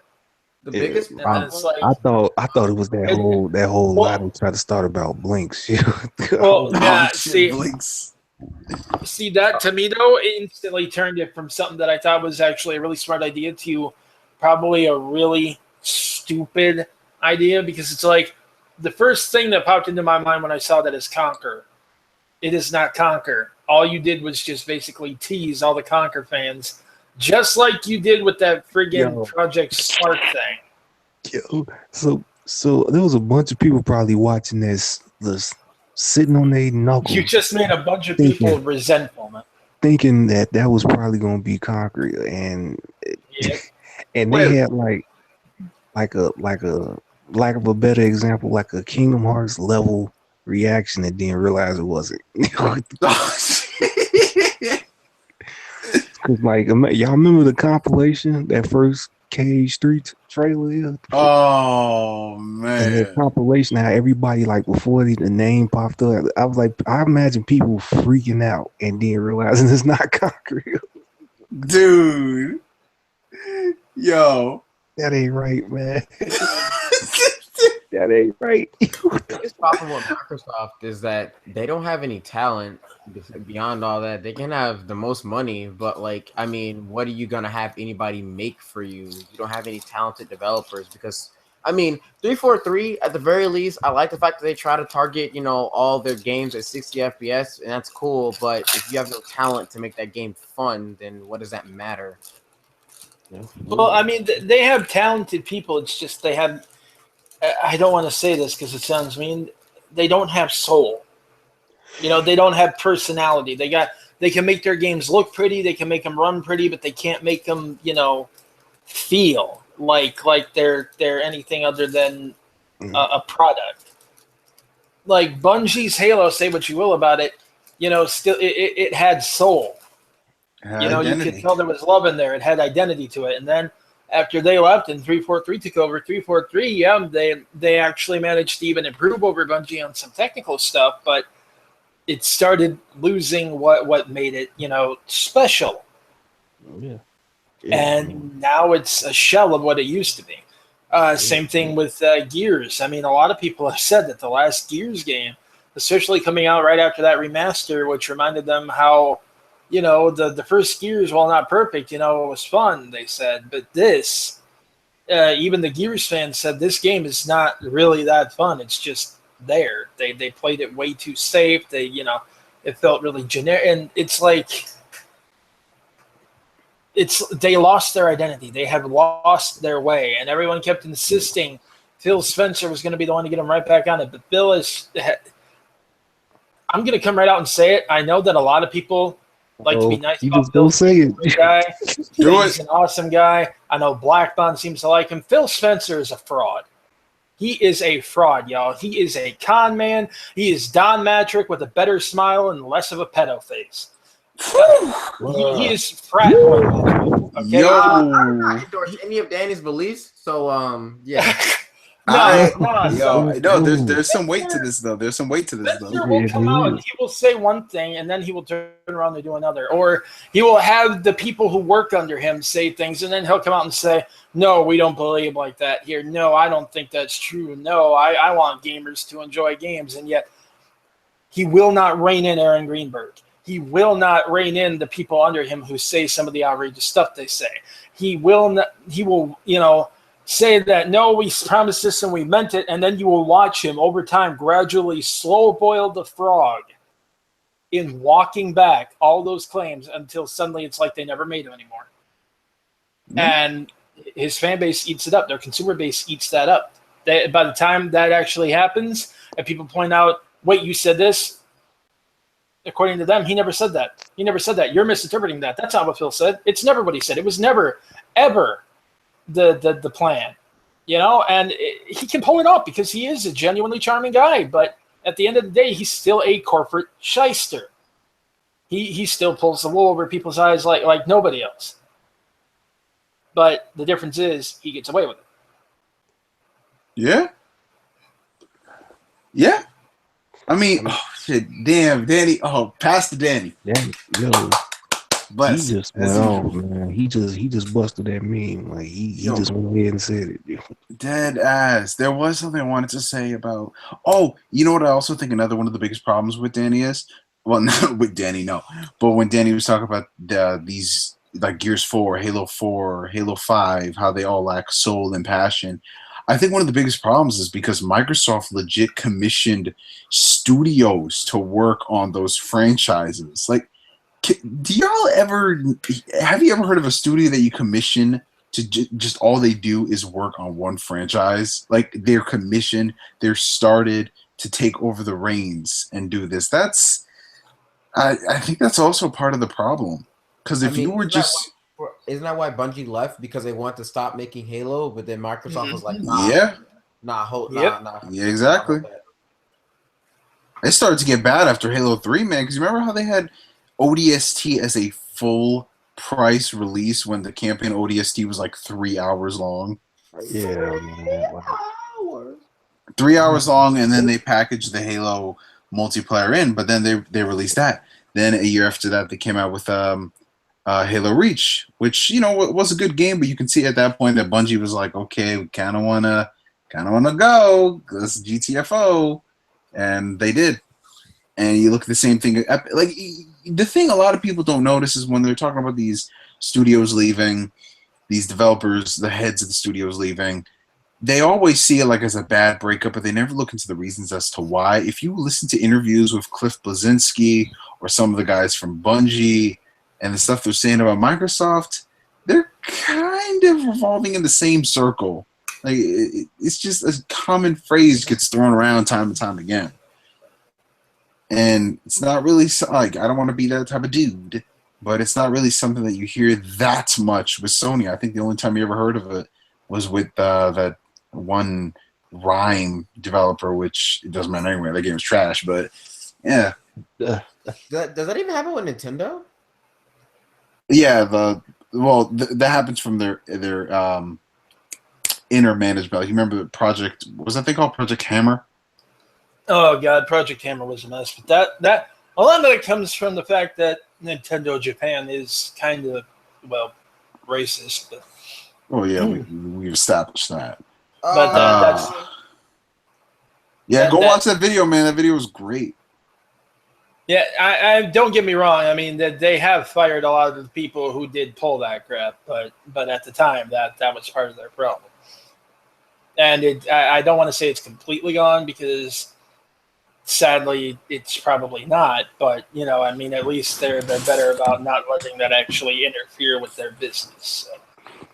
Yeah, but I mean, I guess that's pretty much all we wanted to say on the Microsoft show. I just. Here's the thing. The best way I could describe it is as such. If you weren't interested in getting an Xbox One before the show, I don't think having to spend an extra, $300 between the S and the freaking One X, I don't think that's going to convince you at all. Yeah, 250 plus games, but yeah. Good. I keep saying, The coolest Good thing luck trying to aside from get that the coolest thing they sold. announced was what was it? The Xbox, the OG backwards compatibility, which is nice, but I'm like, dude, like, Yeah, Well, explain that's to me Come fucking though. on, man. Let's be games. Explain to real. me how Be that got the real. loudest cheer out of everyone in that yo, room. dude, Yo, dude, because they are battered wives. That was a Hmm room full of battered wives in there looking for some type of good news. like That's that's my so biggest true. thing with that. I was like, dude, I mean, first off, the OG Xbox One, it had like, it had its gems, it had its classics, but a lot of those games have like, I mean, first off, the main ones people wanted, Halos 1 and 2, have already been ported. And then what was it? The other big one, the only one like big ones left will be Shenmue 1 and 2, which is supposed to be getting remasters, I believe, to go along with Shenmue 3. And then Jet Set Radio Future I got some and shit to Crimson say about Skies. that. That's it. Like the Oh, other Crimson Skies. I was so when they specifically singled out Crimson Skies, I got excited for a second because I thought for sure that the reason they singled it out was they were going to announce that they were either going to be doing a full remake of it or like a sequel to it. Well, And Microsoft, that never happens. I know, and it didn't happen. I got so sad. I mean, that was the game that made me want an original Xbox. And seeing that come back, I mean, I'm still not buying no Xbox for it. But if they were making that, it'd come out on PC anyways. Yeah, I mean, come on, man. Let's be real about that. Because how much the one X cost again? $400 or $500? $500. $500 to play the original Xbox games Yeah, for less than yeah, 100. You can go ahead and buy an original Xbox. yeah. I mean, and just to address something in the chat, nobody's saying that having that BC ain't a good thing. It is a nice feature to have. Oh man, it's dope to have. But the fact that that's your biggest thing in your conference full of supposedly new games, Yeah. If If anybody else did that, it'd be a problem, and that's something that kind of pisses me off as well. If anybody else did this, it'd be a war. And being perfectly blunt, the most important time to have backwards compatibility anyway is to bolster your launch window, which is for every console traditionally relatively weak. So that's why you have the backwards compatibility. That's why you have the ability for people to go back and play their games from their last system on this one while they wait for more new ones that they're interested in. It incentivizes more people to be early adopters. Introducing that like 3 years after release, and that turning out to be like one of the most used features in your console. The fact that you released all these new games and yet people went out and bought more Xbox 360 copies of Ops 2. That kind of tells you something about the strength of your lineup. And the fact that it once again got the biggest cheer out of that crowd indicates that once again they have a very weak lineup. Yeah. You had some people in there that live and die by the X. And they sat in there hoping to get some kind of good news. And they didn't care what it was. And that backwards compatibility came up. Can I address something in the comments real quick? This is something that's been bothering me and Danny. All right, listen. Do I want PlayStation to have backwards compatibility? Yes, I would love that. But with PlayStation 4 and PS3, that's not possible. I mean, okay, it could be, but we would have to probably pay like upwards of probably $700 for that to work because they have the hardware compatibility is like almost impossible due to the fact of the processor and the architecture that it ran on. Yeah. Now, like PS1 and PS2, I have no idea why Sony hasn't done that yet. Like I don't know why that's not there. But yeah, PS3, the whole thing, as Jamil said, yeah, you'd be paying like $700 for PS4 backwards compatibility or $400. And to be honest, what? Oh, I think one reason PS1, at least disc-wise, might not be compatible aren't those CD-ROM? Yeah, I think. Yeah, I don't think the PS4 actually plays CD or CD-ROM. Well, there you go.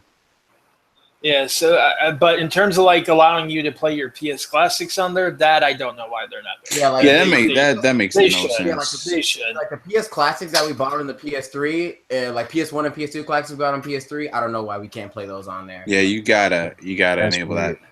I don't get that. I mean, they probably should. It would be nice, but at the same time, you know, I don't think it's near as essential as people make it out. I'm gonna settle this whole backwards compatibility because literally in every discussion I've gotten to with people, even on Facebook, folks are saying, "Well, this backwards compatibility thing is huge for me because I love playing old games."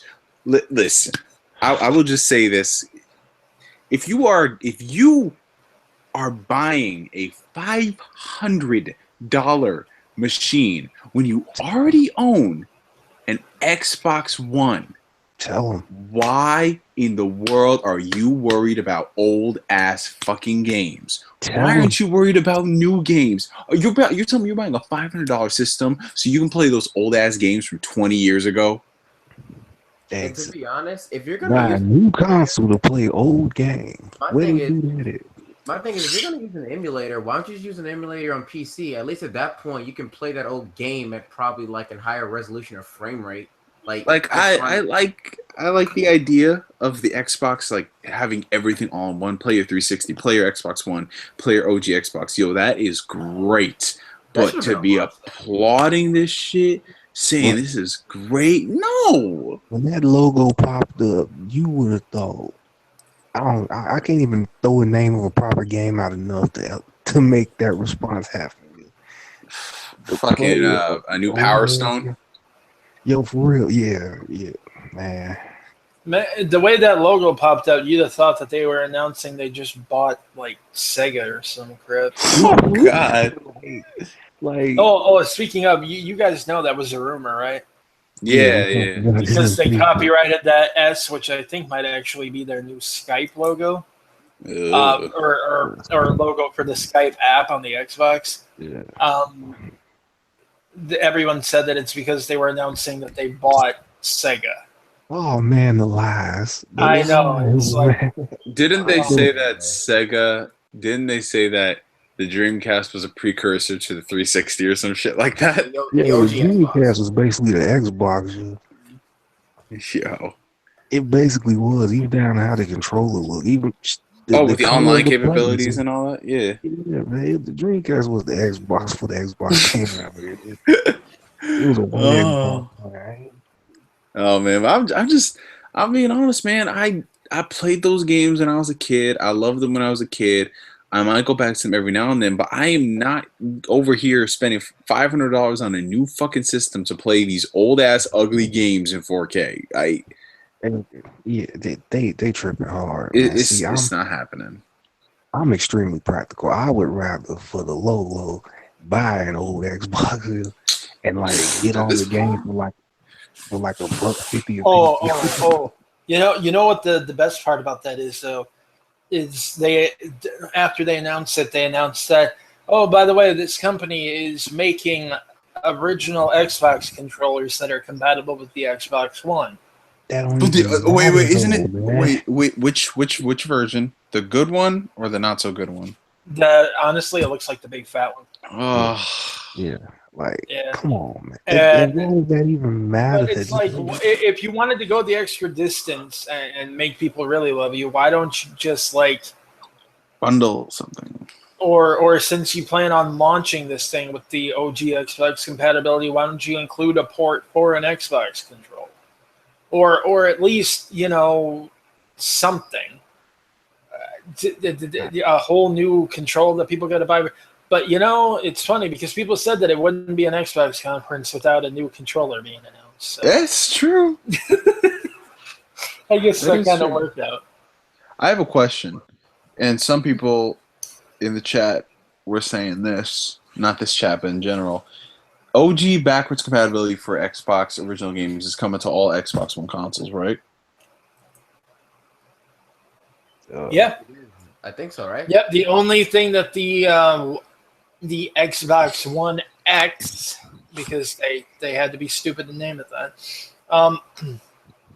The only thing it has unique is that they're updating specific games on the OG Xbox to play on that thing in native 4K, and it's like I would hope you. It's like first of all, I would hope you could run it in native 4K. Second of all, yeah, you're gonna have them same textures and them, but it's gonna be blown up to 4K. I am not putting that shit on a 65. Well, I mean, look what happened when they did it with State of Decay 2. Anyways, I think we got to get off the topic of Microsoft and move into something else. That could turn into an all-day roast. Literally. All right. There is one thing about Microsoft, though, that I do want to come and touch back on when we get done with Nintendo. So. Okay, cool. So let's move straight into Sony's, which, to be perfectly blunt, I think we all kind of share the same opinion on it. This show...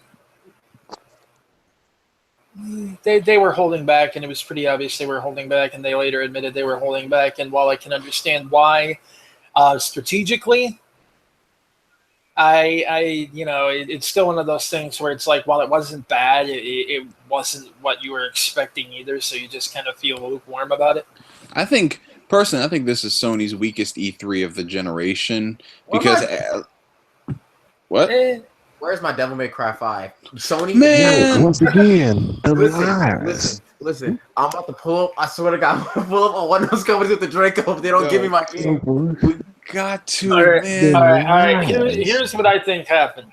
I think they saw Microsoft's E3. They saw what a joke their E3 was. They saw how even their fanboys were demoralized by that. They thought, you know what, we're going to save all this stuff for later. We're going to just go out there with what we know is coming out. We're going to have all stuff that's coming out within the next year, which, of course, was one of the big criticisms about them the last two E3s, was they were showing all this stuff years out. Well, now they show stuff that is mostly coming out next year, and, of course, they got to take a small L with the fact that, this is almost all stuff you've seen before. It was their entire last show last year. Well, it was everything. They had some new stuff, but it was like smaller or VR stuff. Yeah. But I mean, at least, we got more of a release window here. We know it's coming out within the next year.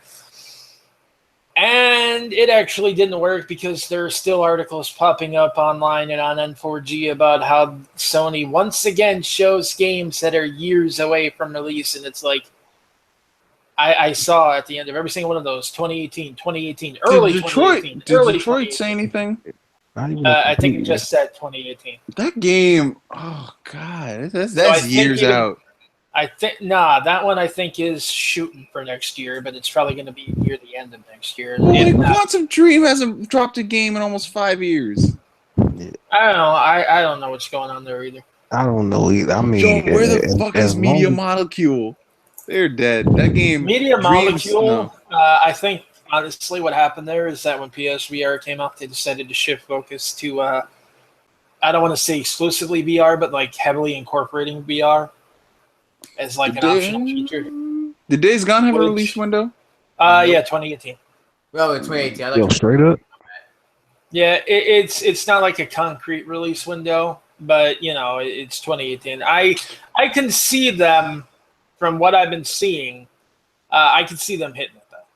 I think Sony's going to do what they did this year. Like, the first couple of months, just release like one first-party game each month, and then the rest of the year, third party, then maybe one first-party smaller game. Stuff. God of War said early 2018, and I'm guessing March. Hit that March. That's going to be the horizon of the year. Well, I mean, it's probably going to be March anyway, just because that's a God of War tradition. Literally every God of War 3, March 2010. Yeah, God of War 1 released in March. God of War 2 released in March. 3, March. Ascension, March. All right, hold up real quick. I got to hand to L. I know he's a viewer and everything, but Shadow Dude 1280, you should not be going to no damn movie theater conference to watch no damn E3. I'm just saying, man. Oh, man. I mean, I know it would have been lit last year. Yo, if you were watching that shit last year in 2015 when that shit would have been hype. But I'm just saying, man. I Yeah, know it's free. not Okay. Let me Shadow Dude. Did you get a swag bag? Because I know in 2015 when they did that, you got like the Destiny Alpha, the Battlefield Hardline Alpha, like those kind of things. Did they give y'all something else? Because if they didn't, ooh, damn, and you gotta reserve tickets for that shit, man. That's the funny part. So you gotta be man. online when they announce. Oh, oof. I can only I feel bad for some of them people. Not because it's not like the conference was bad, but I know people was probably in Listen. there ready to just Well, lose them. We were spoiled the last couple of years. I remember. well, Rob and I watched it together, and one thing that we did kind of notice and comment on was that some of the stuff that they kind of revealed during the pre-show, Yeah. like, while not inherently a big deal, at the same time, as short as their conferences, because I don't think it was like even the full hour this time. Which is another reason I'm pretty sure that they had games slotted that they pulled out. Yeah.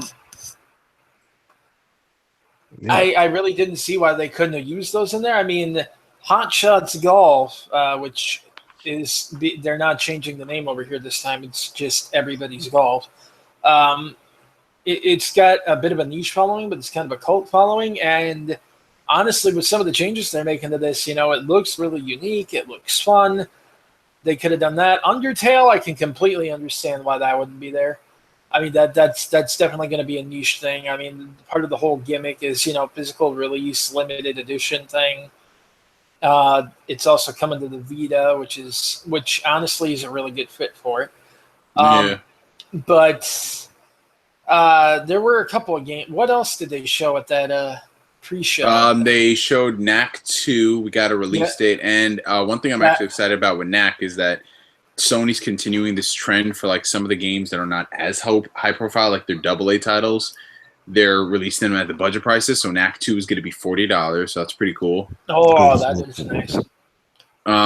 They showed Ni no Kuni 2. That also got a release date for November. That definitely could have been in the conference. I don't know why it wasn't. I think the problem that Sony has is that's like, I mean, some people are saying that it wouldn't have a wow factor, but I think some of the stuff they've just shown off too much. Like Ni no Kuni's already been at 2 PSX, and it's trailer 1, trailer 2, and then they'll do another. So it's like, well, it's also a third-party game too, and I think that third parties, if they want to be on the main stage, actually have to like Activision's.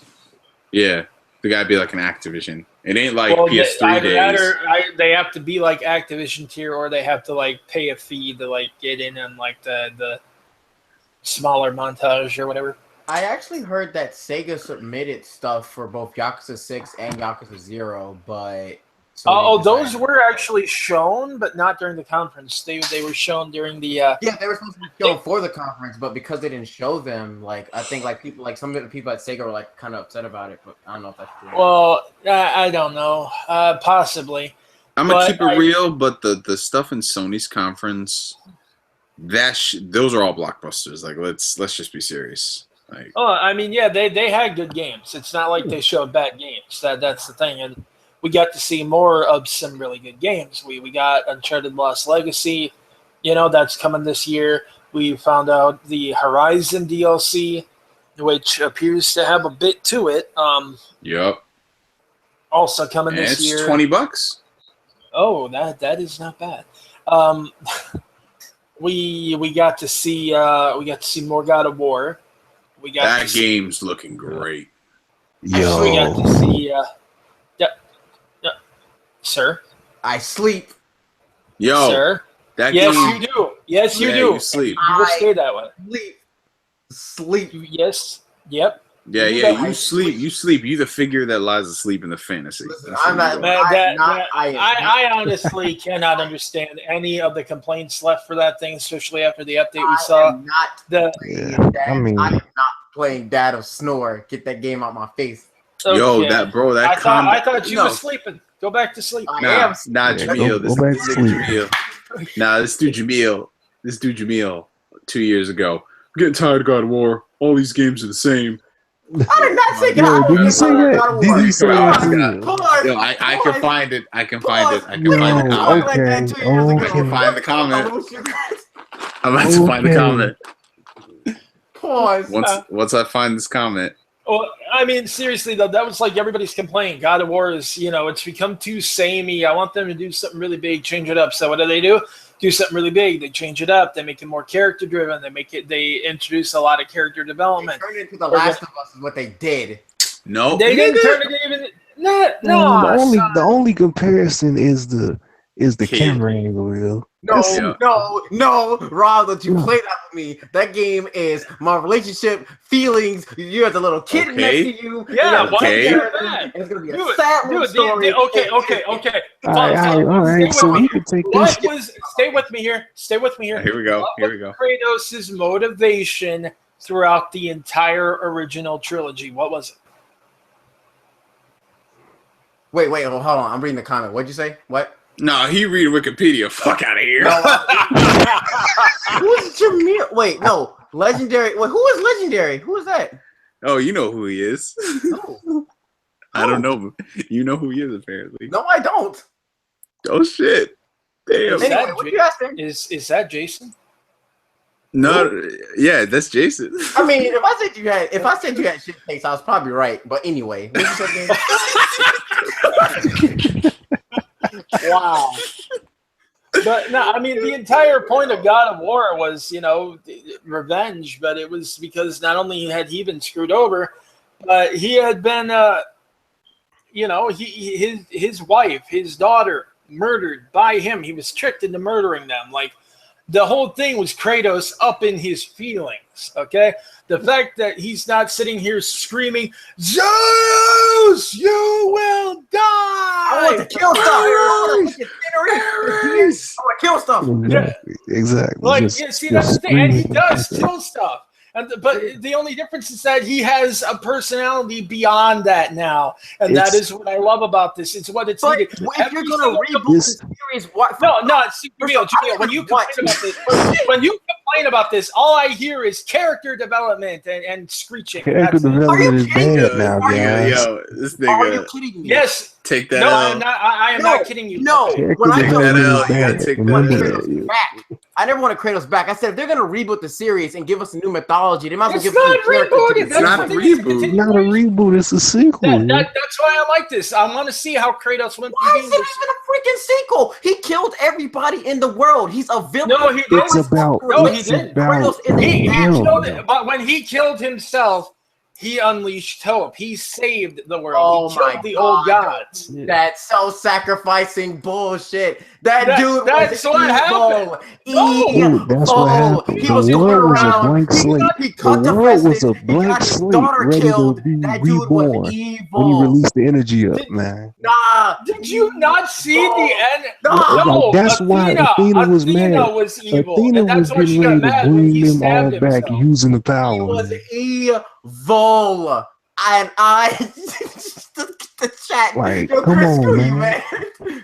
Dude, the world was a blank canvas, so it took X amount of time for it to restart, basically.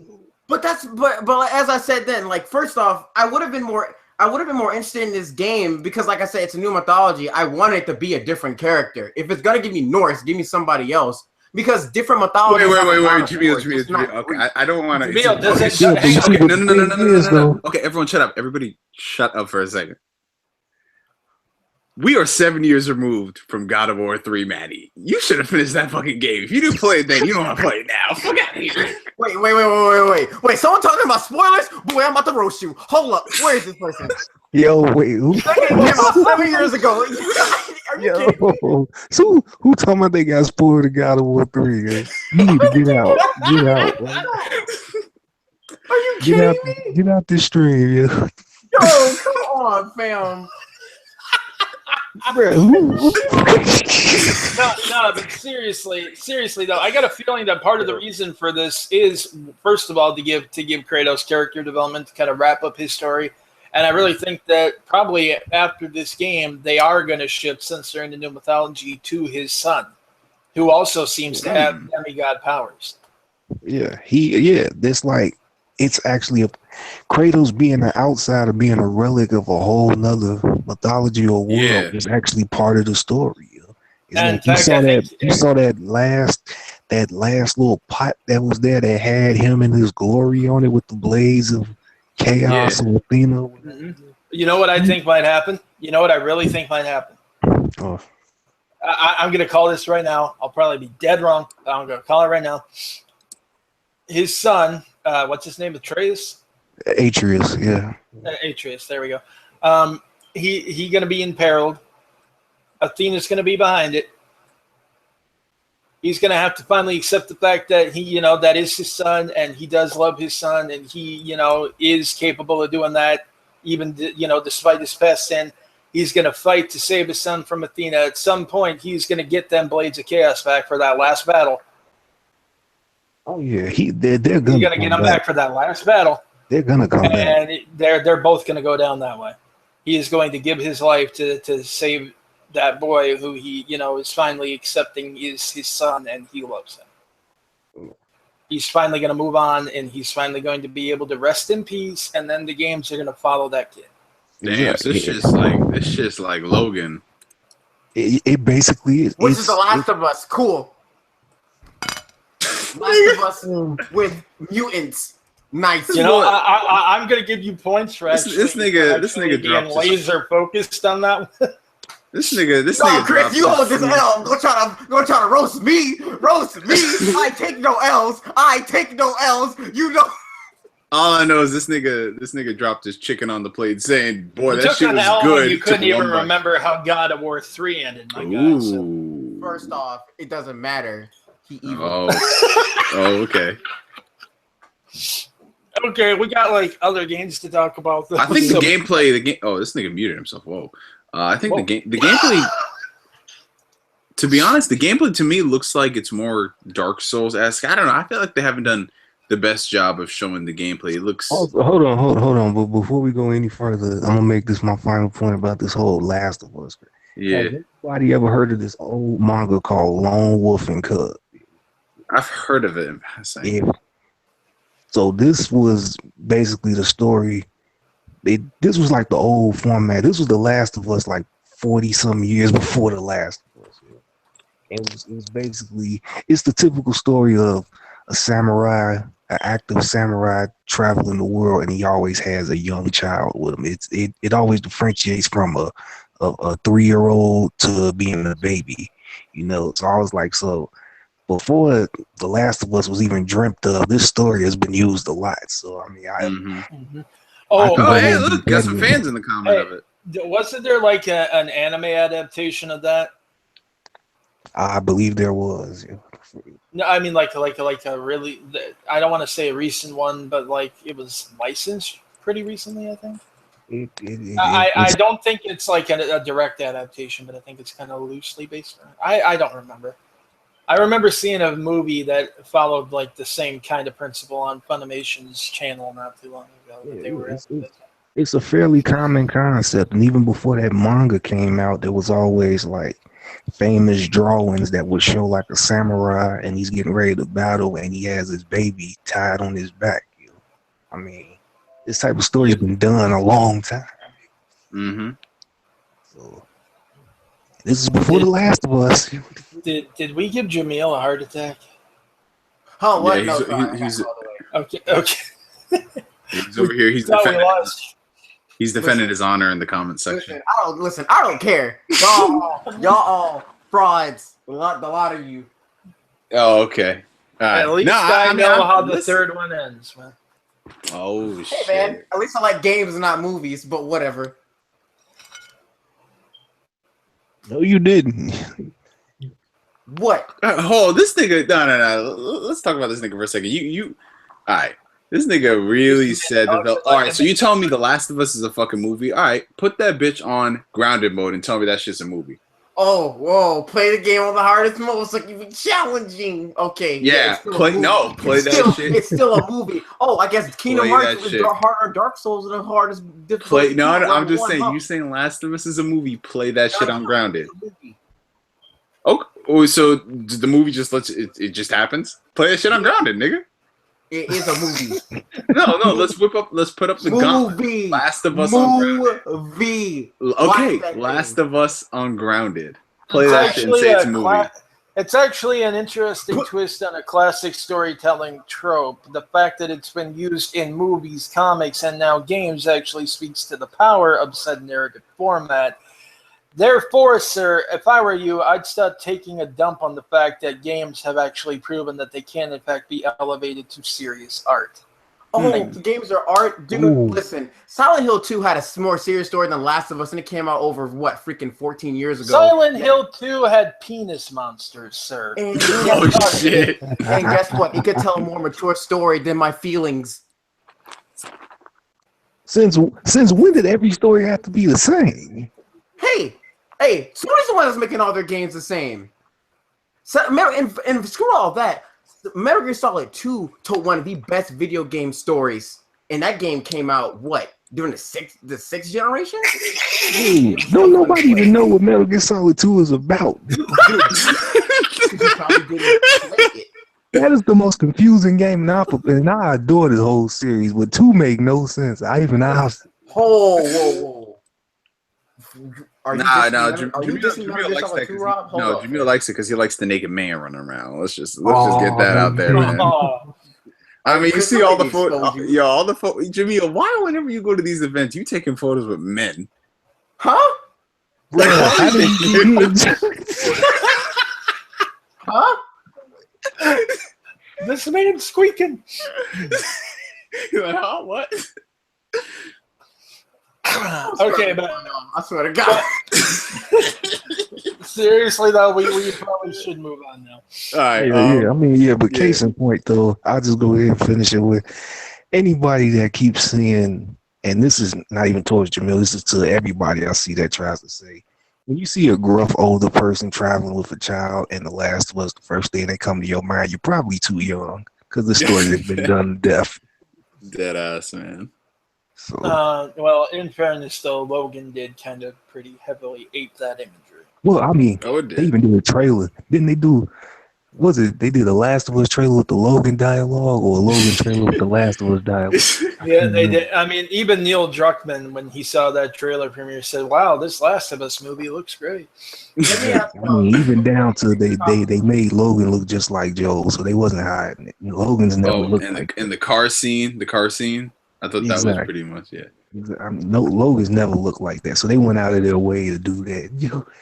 Danny, wow, that Silent Hill comment. They got mad that you said penises were there. I guess, man. No, it's the symbology. It's not literal penises. It's that these creatures represent phallic fantasy dreams. There's a lot of repressed sexual desire that's brought to life in terms of, well, it's symbolism, really. And in this case, a lot of times it's brought to life in a literal fashion. I mean, Pyramid Head is a freaking rape monster, for God's sakes. No, I feel so bad for this person. He's like, just dropped in. Did they talk about Kingdom Hearts yet? No, we talked about a rape monster. No one talks about L Hearts right now. We'll talk about it when you come out. No, I'm just saying, it's like it used symbology, but it kind of made it. Whoa, damn. What? All right. Anyway, so moving on to other announcements. All right, moving on to wait. Can we talk about that World Serpent for a second there? Yo, the World Serpent. I can never remember how to pronounce his name. Jormungand. Oh, we talking about Thor? Oh, and God of War. Yeah. I would kill to see him in Thor Ragnarok, though. That'd be hype. Yo, that's a terrifying image, man. Like, I remember one night when I just started Googling the pictures, I freaked myself out and closed the whole window. Bro, that's why I never look up fucking Cthulhu on Google. That shit is scary as fuck. Cthulhu? You don't like Cthulhu? Bro, that shit is scary as fuck. I don't care what anybody says. Oh, dude, I got a picture for you. No, you don't. No, you don't. I've seen pretty scary shit, bro. I'm just looking. Isn't doesn't that person like guard Asgard or something? No, he guards the World Tree. Oh, okay. Yep. Who the fuck guards Asgard? Nobody? Heimdall. Oh, I thought that was a monster. Heimdall is the gatekeeper. Oh, okay. He sees all, man. That's one thing they didn't. They over exaggerate.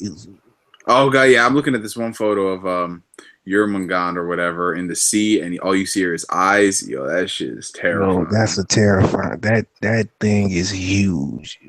I ain't trying to fuck with this shit, man. Literally wraps around the whole planet. Ragnarok literally ends with I mean, like mythological Ragnarok ends with a battle between it and Thor, in which they kill each other. Exactly. Hey.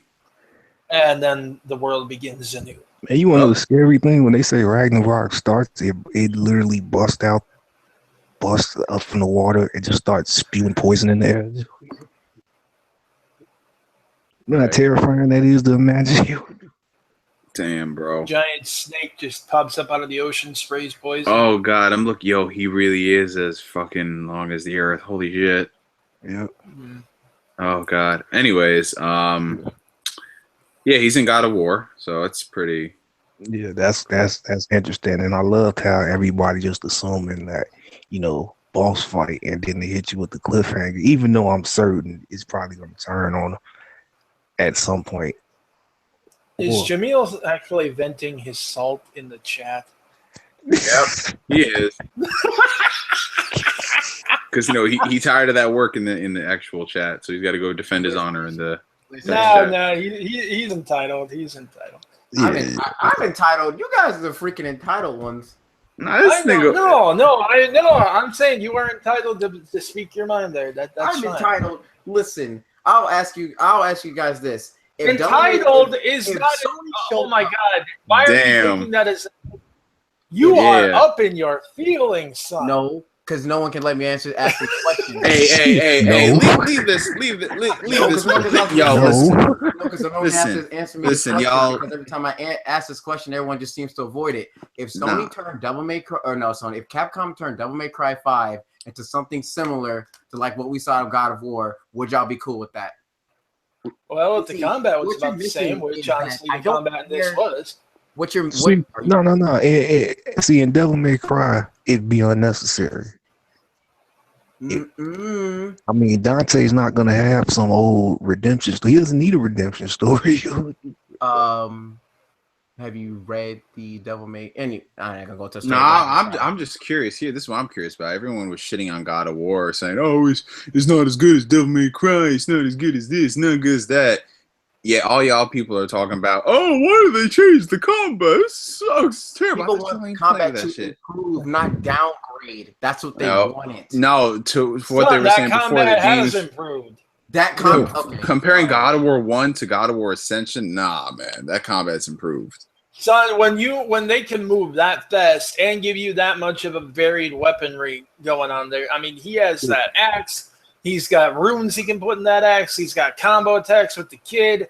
He's got that shield. You can Captain America a bitch in this game, man. That is a down. I gotta see more of this gameplay, to be honest, because I don't think any of the footage has done it justice. Because they've been focusing on the narrative stuff. Yeah.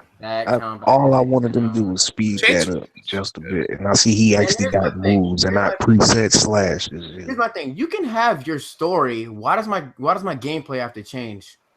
That gameplay hasn't changed. It's still there. It's still very much a hack and slash game. You just use a different weapon. It became more of a third-person, slow, clunky action game. It's not a hack. It's like Dark Souls. Well, I'd prefer that to being in corridors all the time again. I'd like games to advance, not stay stuck 30 years in the past. Yeah, because if they would have did it, if they would have made it just like that, it would have been archaic. It would have been backwards. It would have been. Even if it was better, like let's be real. Even if they'd be like they milking it, leave God alone and all that. It was like, I mean, they were already saying that with 3, and then Ascension came out and they said that it's dead. Leave it there. And then when they announced that, rumors start coming out, they're making a new God of War. People start saying, why are they bothering with this again? Why are they milking this again? It's just going to be another samey God of War game. Then it comes out and it's way different. Why did you change it? It was perfect. Come on, man. Yeah. Come on. Maybe not you personally. I ain't going to say you personally said that. I'm not, because I don't know if you said that or not. But the people fact we've that seen, the press and the general public were by and large saying that this is different now. And yet some of the same people who were saying that are now complaining they changed it. And that I find fun.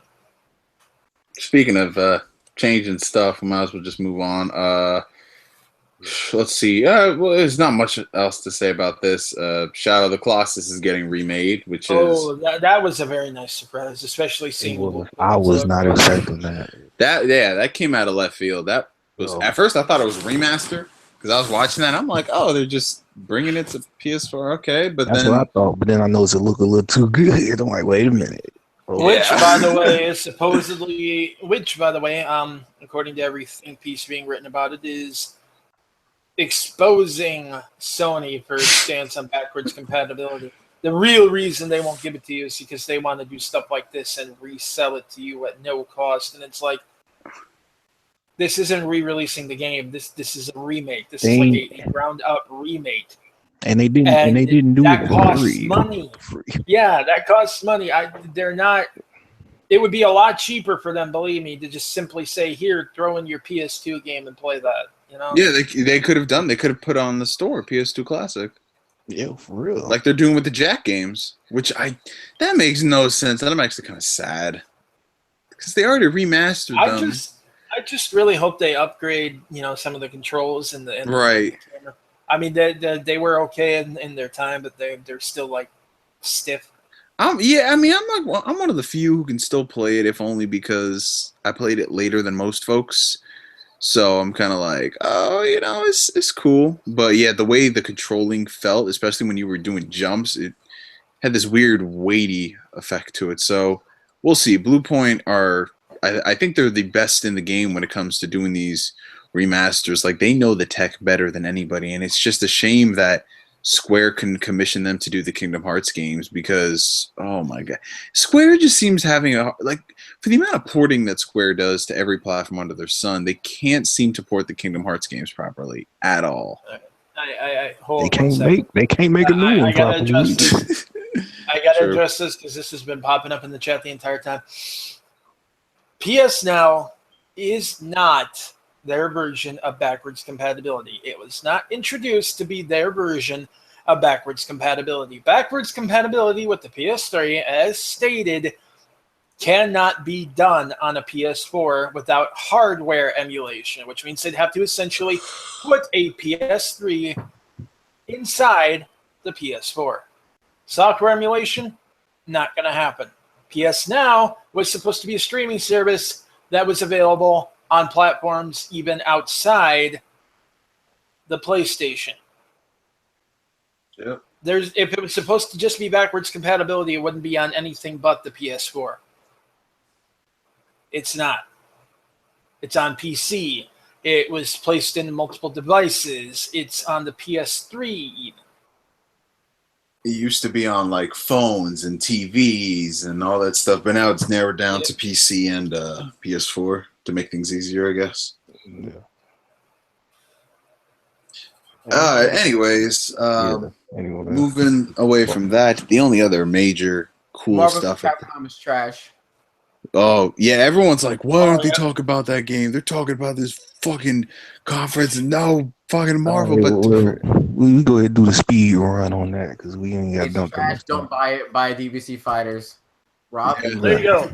Yeah, there you go. Because down to that whack ass roster and the fact that they put, and I gotta go ahead and give this to myself because I kept telling people, I was like, the reason it's coming out so soon is because a big chunk is going to be ported over from 3. And what do you know? Almost everybody got the same moves, and some people got the same models, but somehow looking worse. Y'all know Spider-Man's not a launch character? What? Yep. He might not be playable, period. No. He's DLC. Oh my god. Hold up. So that means there's more DLC coming after the 6 that they keep dangling over people's heads. In that game. Oh, and it's all on disc, if I believe.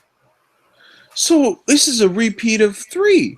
It's a repeat of 3 and Street Fighter Cross Tekken. Well, time to just wait for Ultimate Marvel versus Capcom Infinite. Nah, we're going to talk about this shit for a minute because I've noticed this. Y'all know me. I don't play fighting games. I don't fuck with fighting games like that. But I've noticed a shit ton of people have been damage controlling for this game. Yeah, this one, Chase was actually talking about it in the comments. Yeah, a lot of people in the FGC are like legit shilling for it, but I'm like, from that demo I played that I downloaded yesterday, I cannot in good faith tell anybody to go get that game. I just can't. Oh man, I played that demo too, and like I'm not even like super into fighting games. I just pick those things up for fun. And I got to tell you, even I was getting bored with how slow that thing was. Jeez. Like I was just pushing buttons at one point, not even paying attention to what I was doing. And Yeah. like auto combos, you can turn them off, but the reason it still just doesn't feel good is, I mean, even the auto combos would feel good if things just moved faster. And I think that's one reason why Dragon Ball Fighters looks so much better is everything is moving so fast in that game. You push a button, it happens. You push the button, you push the next one, it happens. It happens. This feels like there's latency in there. It feels like when you push the attack button, there's like a wind up and a delay behind even like a jab. I don't know why that is, but it does not feel good. I've heard. I guess Jamil, you said someone said that the E3 build is actually better. Yeah, like a lot of people who are okay. So this is what I don't understand. They say that the E3 build that a lot of the FGC people are shilling for or whatever, that's the build that they're playing, and they say that's a lot better. But I'm like, okay, even if that is true, why didn't Capcom put that on the PSN store? Because the build that we have is supposedly the one that they showed all the way back at PSX. So whoa. Yeah, even down to the point that Mega Man X's name and that he's just called Rock, his Japanese name. Wow. And that's what I'm saying. Like, there's like even if that is true, it's still like I can't confirm that myself because I can only tell you what I played, and what I played was garbage. So, jeez. Like it's Marvel's Capcom 3 with a gimmick. The gimmick being the Infinity Stone. That's the extra thing added into the gameplay. I really can't in good conscience tell someone to drop 65 on this. This is gonna be Street Fighter 5 all over again. Dude, those models made me want to gag. I was like, "What is this?" Like, I do like gotta. Marvel vs. Capcom Andromeda, but I'm like, oh yeah, that's a good Oh, so yeah, buy DBZ Fighter. I mean, Dragon Ball Fighters, and you'll be good. Can we just talk about the fact that Dragon Ball Fighters, that footage was the game 20% done? Oh my god! No, for real, 20%. Like 20% done, and it looks that smooth and that good. Oh my god, a legit Dragon Ball Z fighter, man. I can't, man. I'm just so excited. Dude, I've been thinking, it's crazy. I was thinking about this game since seeing the article, and then seeing the trailer didn't help, and I'm like, oh no, I'm not gonna make it, man. Yeah, hey, y'all remember that Ono tweet about Dragon Ball Fighters? I thought this shit was photoshopped at first, and then I looked and it was real. Ono said something about it. Yeah, he was like, "Oh dear." Oh dear. ... Yo, oh dear is right, man. Because listen, what franchise out there could you pick, like possibly pick, like that wasn't built from the ground up, like a Street Fighter, like a Mortal Kombat? What franchise could you pick to have a legit fighter? Not many have the worldwide appeal of Dragon Ball, so that's huge. I mean, it's literally Dragon Ball Z. I think you might have actually deleted it. Damn, we got it. It's Dragon Ball Z with Marvel vs. Capcom 2, the most popular one of that whole series, and they're not going back to that. So, therefore, Dragon Ball Z about to pick it up. Yo, let's see. I just want to respond to a couple of the comments real quick, staying on the topic.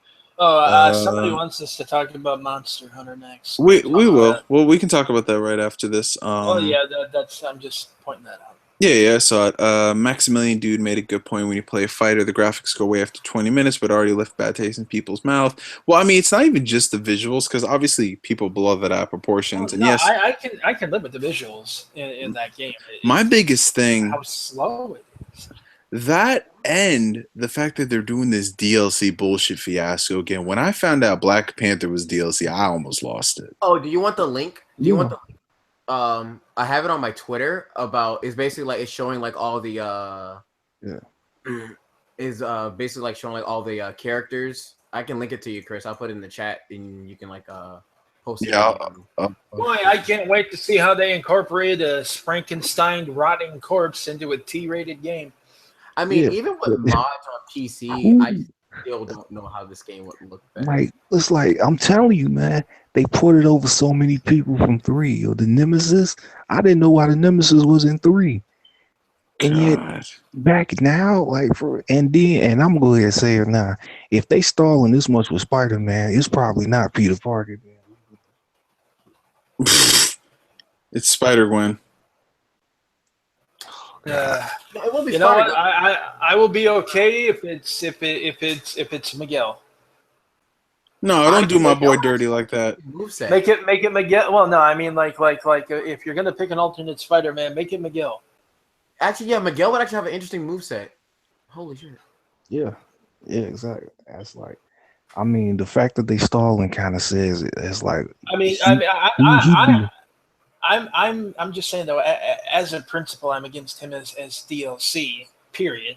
He should be a launch character, but if you're gonna do an alternate Spider-Man in the game, yeah, Miguel. Okay, anyway, continue. I'm sorry. Yeah. That DLC shit. I'm really interested to see what the reception is because I mean, for a while in the industry, people have a habit of saying, "Oh, we're gonna not buy this game. We're gonna boycott it." But in some cases, they don't stick to their guns, like with Marvel 3. But I guess that because that one had the 11-year wait or whatever. This one, I don't think people were really screaming for a new one. So I don't know.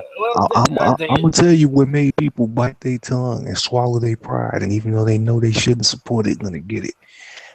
They are so mesmerized by Mega Man X and Zero being in the same game. That's gonna make them tuck their pride away and pay full price on this game, and then be waiting for the roster to get completed afterwards. I don't even think Zero's even a launch character. I think Zero's DLC. Oh God. They got him on the. Who is a launch character? I have a picture of. Wait, I have a picture of the everybody entire in the story mode. All right, I'm gonna pull it up. I'm gonna pull it up on the stream. Hold up.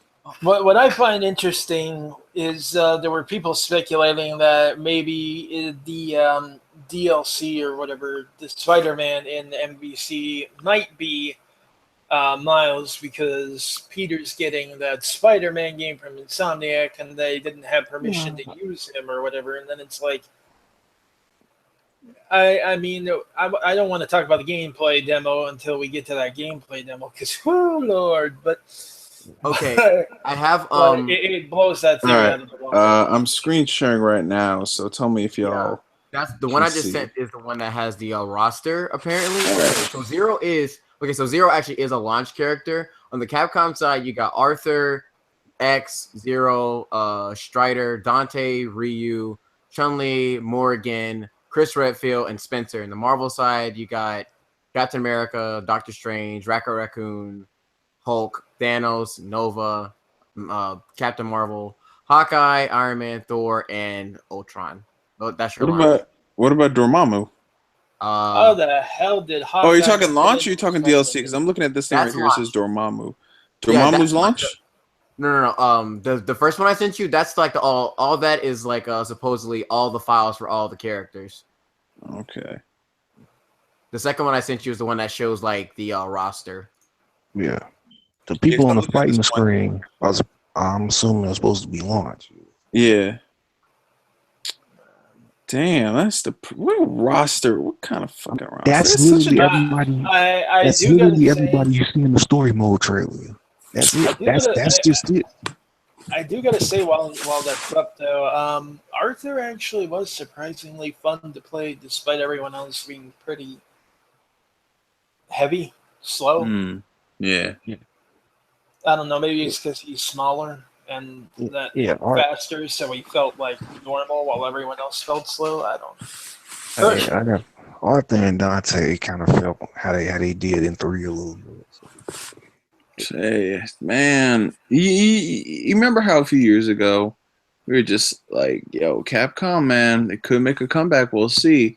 Then they announced Resident Evil 2 remake and Resident Evil 7. Resident Evil 7 does well. Yo, Capcom's learning. Then they pull some bullshit with Street Fighter 5. It's like they can't make a complete game no more. Bro, it's one step forward, 3 steps back. It's like let's never forget that Street Fighter 5 came out with 15 characters and no arcade mode. No, seriously, someone just brought up a good question. They're like, why Arthur? It's not like we're getting like another Ghosts and Goblins game anytime soon. So why is he a launch character? Because it's whoever they could port over from MVC3. It's literally just everybody. Rules are the same. Ultras are the same. Bro, I would have taken Virgil over freaking Arthur. No, I don't. No, Virgil, keep him away from this game. I don't You don't need Give Me Sam as well. Your Virgil was so broken. It's like, all right, on to the Monster Hunter fiasco. Fiasco?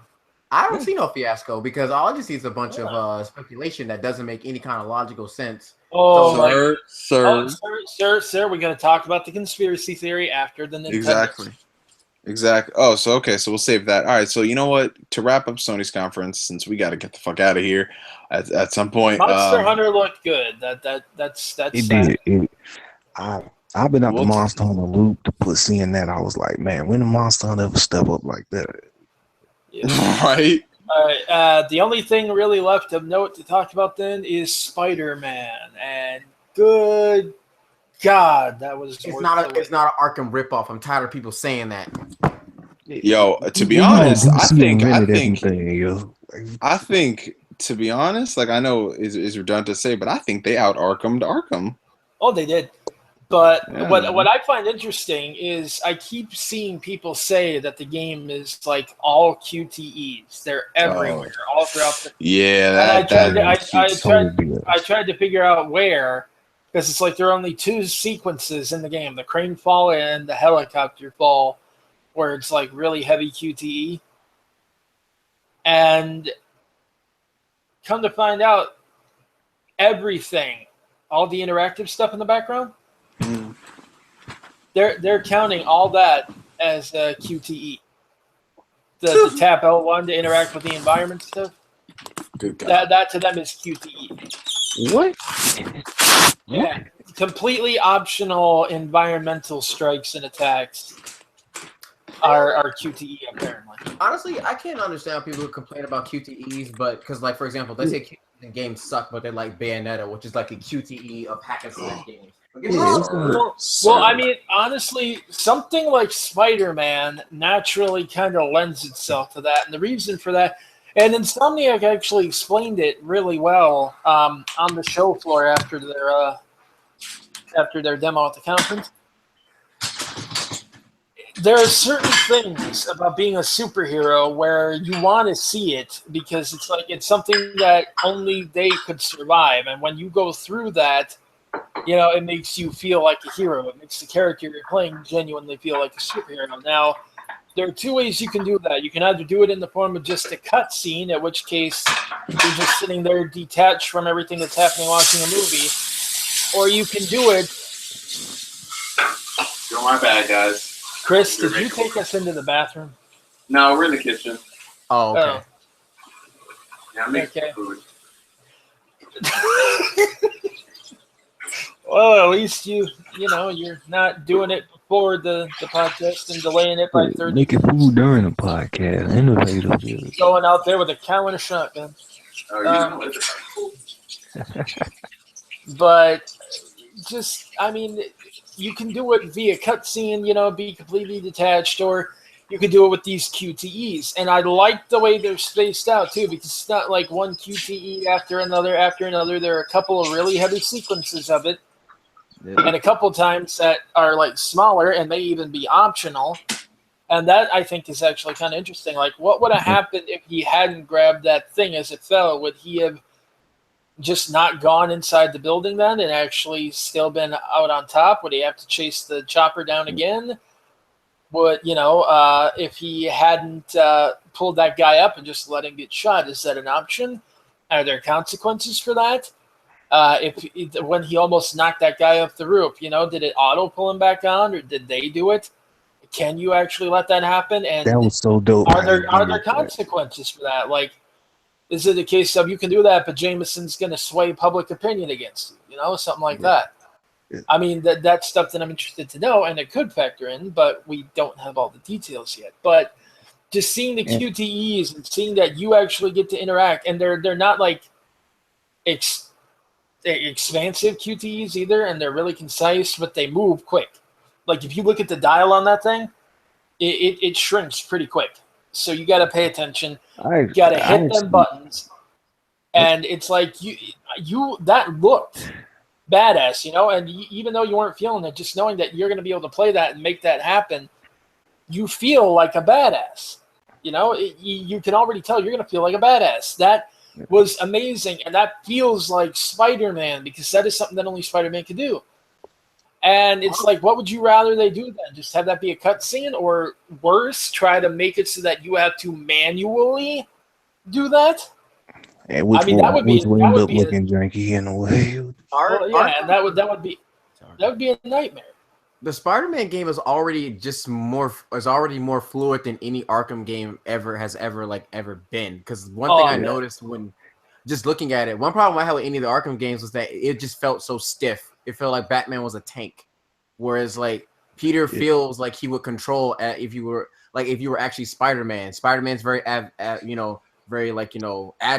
and he's like it's like always like jumping all over the place. And Batman, you can dodge gunfire in the middle of your combo, which Batman does. Like how many times y'all was fighting a room full of people in the Arkham game, and you already know it was too late to dodge because they read symbol over there. One sec.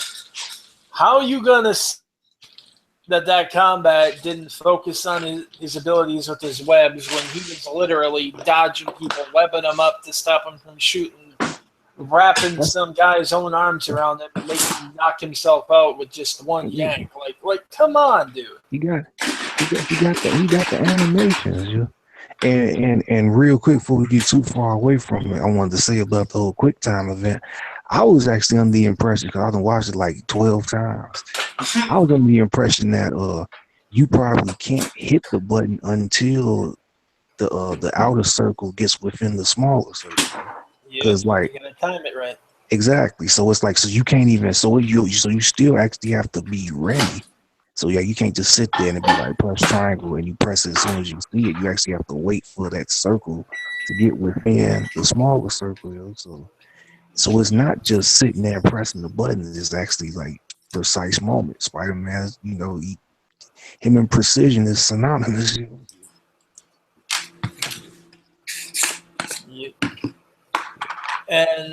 But I can't understand how people can say that is literally cloned Arkham combat. When you look at the animations, when you see how he's webbing people on the fly or even as a finisher, when you see how he's, flipping around enemies, how he's, his punches and kicks are acrobatic. I mean, the way he took down that heavy, he webbed him in the head. He did a cartwheel kick into his head and then slammed his head down on the pavement with his webbing.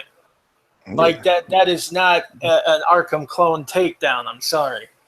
Exactly. It's like Rob, did you bring it up? The Arkham games, like, didn't they take their combat from what was it, Assassin's Creed? But it's basically a sample of Assassin's Creed. The Assassin's Creed ones game.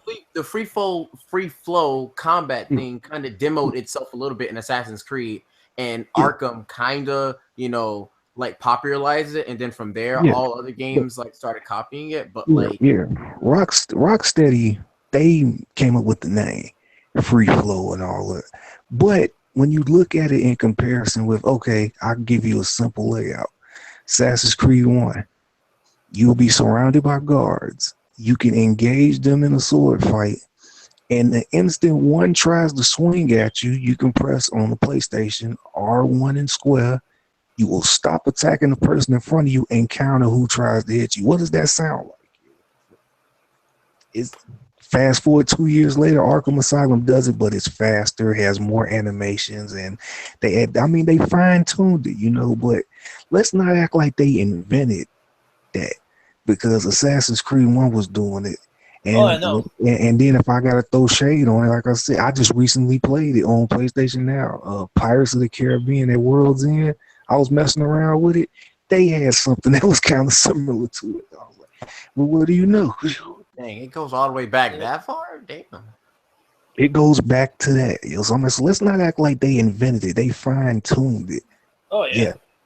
But no, they didn't invent that. So that just once again, it just takes all the steam out of calling something. Man, I saw like the biggest fraud though in the comments on that, talking about how it was not only Arkham clone gameplay in the combat, but even the way he was like hanging from the rafters and everything and doing these stealth strikes. And oh my god, to see someone comment, since when is Spider-Man a character who dresses in bright red and blue and goes out on patrol only during daytime been about stealth? And I'm like, have you like never read a Spider-Man comic? Yo, like, for real, like, come on, bro. Stealth is his bread and butter. He does it frequently. He's taken out entire rooms of people, like, without anyone in the center of the room even knowing about it. Yeah. What's the point of cleaning all services if you don't use stealth? Oh, so we do a Nintendo, or well, one thing that we probably should talk about that we did kind of skip over: Days Gone. All right. Yeah, Days Gone. Compared to last year, it looks a shit ton better. I mean, last year was kind of a tech demo thing for what the system was capable of. Let's be real. But I liked it because that kind of showed one aspect of gameplay. But this one, you got to see, stuff on the bike. You got to see stealth. You got to see how you can actually use those mutants to your advantage. It was cool. It had a lot more variety in the gameplay and showed that it's not just some generic run and gun zombie game like people thought it was. Oh yeah, don't you? One of the funniest terms in the world is, "Oh, here we go, another zombie game like The Last of Us." When neither game had zombies in it, but okay. I know. Sir, they're called freakers. Yeah, the freakers, but they're mutants. That's the thing. They're mutated humans. They're not like diseased per se. I mean, they were mutated by a disease, but they're not like a zombie virus thing. What? Oh, I mean, it's not as a bad game. It's just I'm just kind of just over the whole like kind of post-apocalyptic thing. I can get that, but I mean, I'm just saying in this particular case, these things are like actually not zombies. They're born, they die, they have children, they have to eat, they have to sleep, they take shelter in bad weather. Like, they are genuine living things. They're not the undead. That's pretty creepy, actually. It is. And if anything, this gameplay actually showed that whatever this infection is, that animals get you. So I want werewolves back. Werewolves would be nice. Yeah, we haven't had it. We're kind of due for a good werewolf game on this. Yeah, for real. Somebody need to get on that. Maybe the people making that vampire game can make a werewolf game.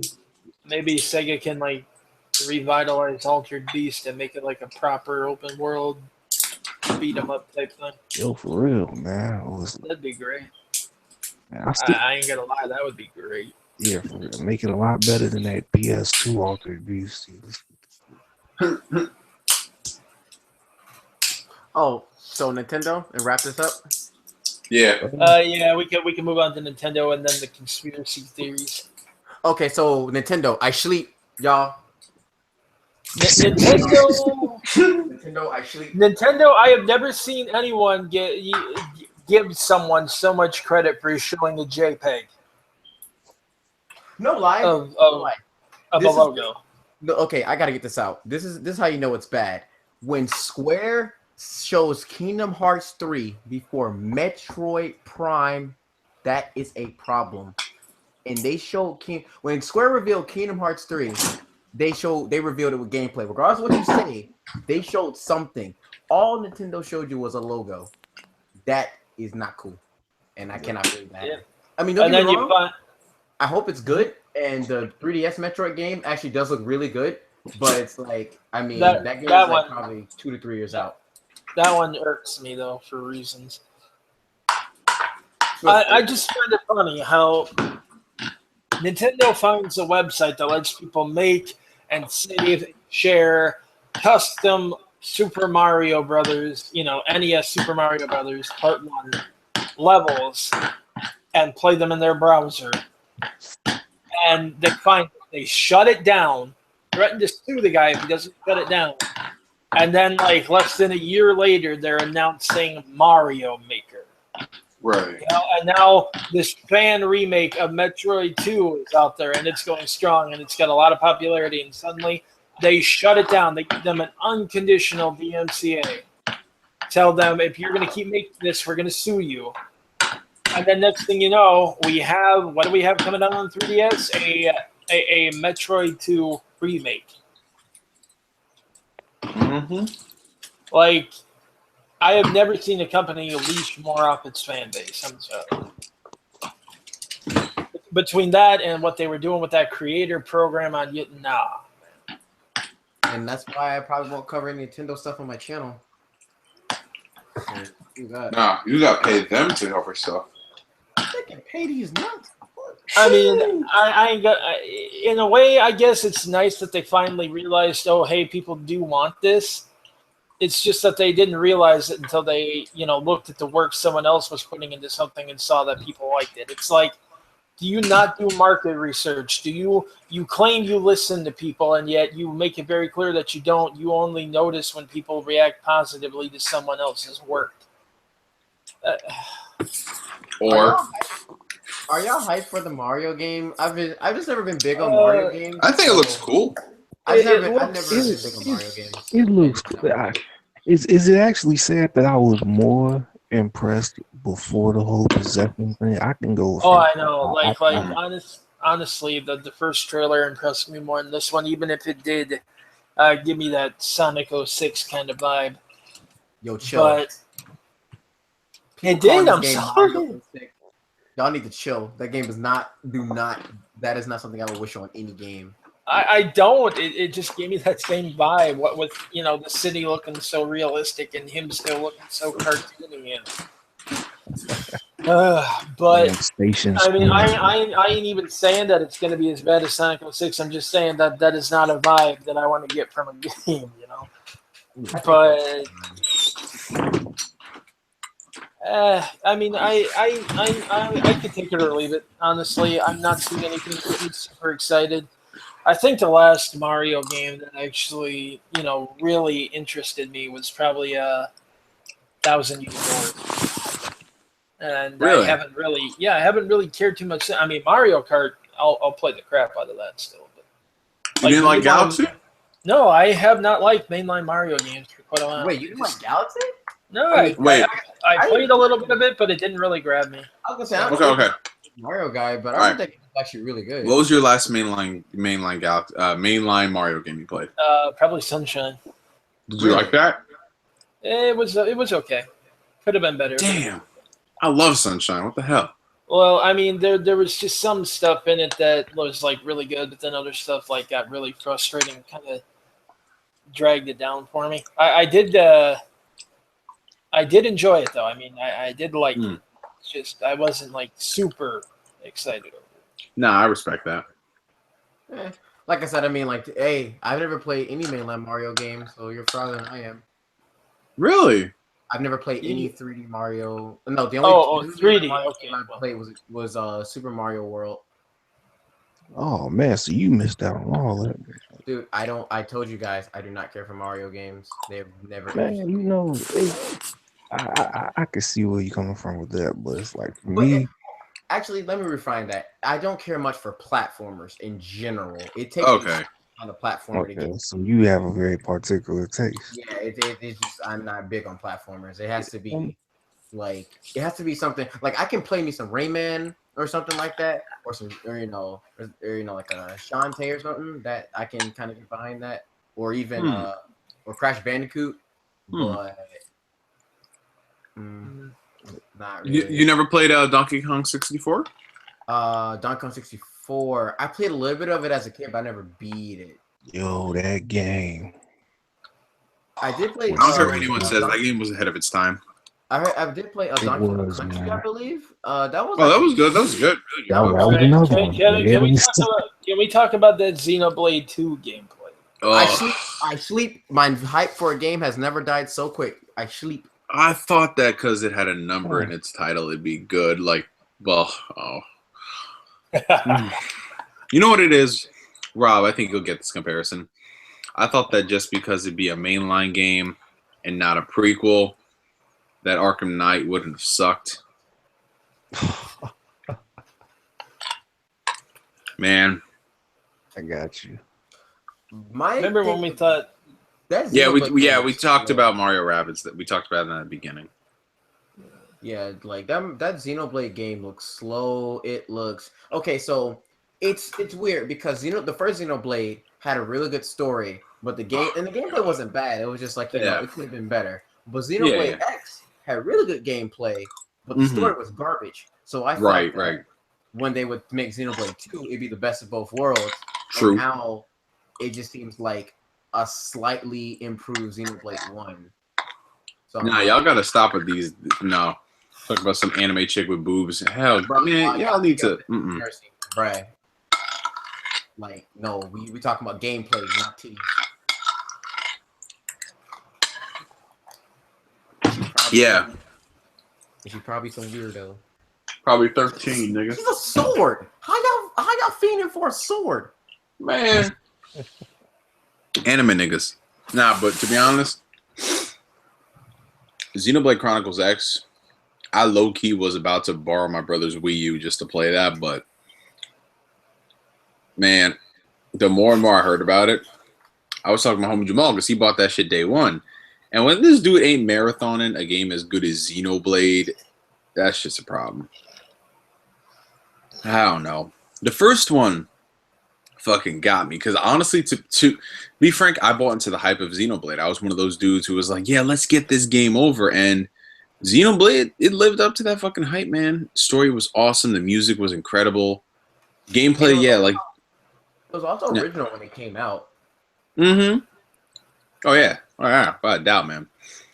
And, yeah, the gameplay, I don't want to say it left much to be desired, but, it had its issues. It was basically Final Fantasy 12, if you think about it. Yeah, that's a good comparison. That's a very good comparison, actually. But yeah, this one, I actually went back and I watched the gameplay because Jamil was giving us a play-by-play since we didn't want to watch this shit. And it's just, it doesn't look appealing. It looks just really boring. I don't know, man. I don't know, and I don't like the new art design they have in this. It's too... Dude, it's so weird. It's so too anime. Did they at least improve it from the reveal? But that's the thing. I don't want to say it's still anime because that just seems so derivative. But that's the only way I can characterize it. And bro, it looks like a Bamco game. Let's just say that. Did they at least improve it since the reveal? Because I couldn't really see too much of a difference. So what'd you say? Visuals. He said, have they gotten better since January?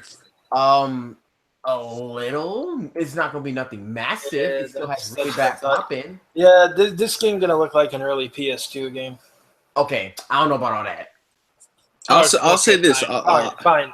Late PS2 game. Listen, I'll say this. If it ain't a Mario or a Zelda, something that's very stylistic, the games are gonna look last gen. It's just let's be real here. Xenoblade 2 is kind of stylized, but the problem is like the models kind of clash with the environment. Like, oh god, yeah. Like, dude, they pop too much. It's not, how like in Persona 5 everything blended together. Mm-hmm. Oh yeah, it's not like that here. And I'm like, yo, what is this? Yo, you know what's crazy, Jamil? You remember the first trailer for Xenoblade Chronicles X? How everything looks so realistic. Yeah. I remember. And then, someone points out in the comments, like Xenoblade trailers from early footage to now, they changed so drastically. But the thing is, when they revealed Xenoblade 2 and when they're releasing it, this is all in the span of a year. So it can't really change that much. I mean, if it was something that was coming out in like a year or two, like with Xenoblade Chronicles X. I can understand that. Oh yeah, dude, this game it's June. This game's getting ready to go gold soon if it's really releasing this year. Jesus Christ. I mean, their last game was 2015. Is that even enough time to work on a new Xenoblade? That means they were that would only mean that they were working on this game while they're working on X. Yeah. Which is, I don't know how I feel about that. I don't know. That new Kirby game? That new Kirby game actually did look kind of good. I'm not a Kirby person, but it did look kind of good. Are we finally gonna die in this one? Yo, chill out, man. I liked Epic Yarn, but you know, like that game was way too easy. I don't know. Also, they talked about there will be a mainline Pokemon game, but that's all they said. They didn't say that. They didn't show us any concept footage. They didn't show nothing. Just like, oh yeah, y'all gonna wait a high minute for that one, bro. Since they just released Pokemon Sun and Moon, and they're also working on Ultra Sun and Ultra Moon. Yeah, they're not gonna. They about to hit y'all with the trailer every year. Yeah, 2019. 2019, man. Especially if it's gonna be built, because that's a big fucking jump from the 3DS to the Switch. So they got to build that shit from the ground up, man. We're talking about possible full voice acting and shit like that. Big budget Pokemon game like that since what? XD the Coliseum games? Yeah, well, yeah, they haven't had much to work with as far as like handhelds and shit. Yeah, because I don't think because Game Freak didn't make Pokken. It was Bamco that made Pokken, didn't they? Yeah, and I don't think they made. I think. I am back. Hello. We're just talking about we're just talking about Xenoblade and Pokemon. Oh yeah, Pokemon. Yeah, perfect timing. Perfect. See, Pokemon was like the one thing that I said the Switch needed to make me care about buying it at all. And then they announced Pokemon, and it's like, okay, you have my attention. And then they announced Pokemon that had no title, no release window, no real development started yet.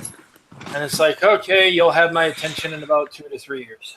Bro, that's like Square Enix coming up to a conference and saying the next installment of Final Fantasy will be on PlayStation. Basically. Really? Wow, wouldn't have guessed that.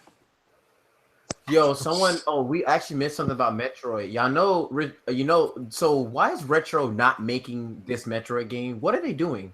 I really hope they're working on their own IP, and it's going to be literally a Fallout 4 where they announce it and release it the next day. But it's apparently Nintendo Kyoto is working on Metroid 4. Yes, apparently it's a new team, but it's being overseen by the director of the previous Prime games. So like, is he actually the director, or is he just like overseeing it? Like, passing. Don't quote me on that. I really don't know. I think he's directing it, but I have to check. Okay. Actually, what you guys just said about Square, they already did. Remember their Avengers game? Oh, straight up, don't ask us this year. They just said don't ask us. I mean, who does that, man? That's so weird. Producer for it. Oh, he's the okay, we'll see. Damn, that's just bro, that pisses me off. I mean, okay, I think that's pretty much all we wanted to say as far as that goes, because yeah, we about to wrap this shit up. It's been almost 3 hours. Overall, this year's E3, I mean, everyone wants to say it's the Monster Hunter thing. We can't say for another time because it is getting pretty late. We all want to sleep. Don't worry, man. Remember, we still got to do our. We didn't do a Q&A last month, so if anything, probably not next Saturday. I mean, not next Wednesday, but the Wednesday after, we can do that. But yeah, summing up E3 this year, I mean, everyone likes to say it was a disappointment. I don't want to say it was a disappointment per se. Honestly, I'm going to say this. My suspicions about this year's E3 will be confirmed at the earliest in December or next year, because I really feel like all these publishers, Sony in particular, they already came out and said it. I'm thinking they're trying to stray away from announcing a game 2 to 3 years out generating all this hype and then have it come out and be a disappointment. I'm thinking they're going to start announcing games with closer and closer release dates because, they see us complaining about games getting delayed, games coming out broken, games coming out unfinished. And some publishers do take that shit to heart. I mean, you don't want to get into a situation like South Park where you announce the release date for a game and it gets delayed almost an entire year with no release date in sight. Like, y'all don't not know what that means. That means that the game really wasn't ready to go when they said it was. Something happened, and remember when they let it get to you was like 3 weeks away from that release date last year. Yeah, bro. Like 3 weeks away from it. And then I remember I watched a random episode of South Park and they was like, yeah, 2018. I was like, wait, what? It come out in 3 weeks. What you talking about 2018? Dude, for real. Real quick, because we forgot about this, and a loyal viewer has been asking about it. $100 for Switch games in Canada. Can any of our Canadians confirm this? $100 Canadian. It was confirmed by official news sources. Well, so that's how much they pay? They're gonna have to pay $100. So are you guys ready to come to the good old US of A where our freedom is makes your prices of games go down? Trade freedom for no. Because aren't games in Canada like 65, 70 or something? I don't know how it is in Canada because I know shit over there is more expensive than normal. Yeah, because taxes are higher than ours. Yeah, so okay, someone says it's actually only 80. Only 80 still. That's still high, dude. Okay. Just to reinforce my which one is it? I'm gonna Google this right now. I saw $99. Nintendo Switch, $100. You say it's $80. $100. All right.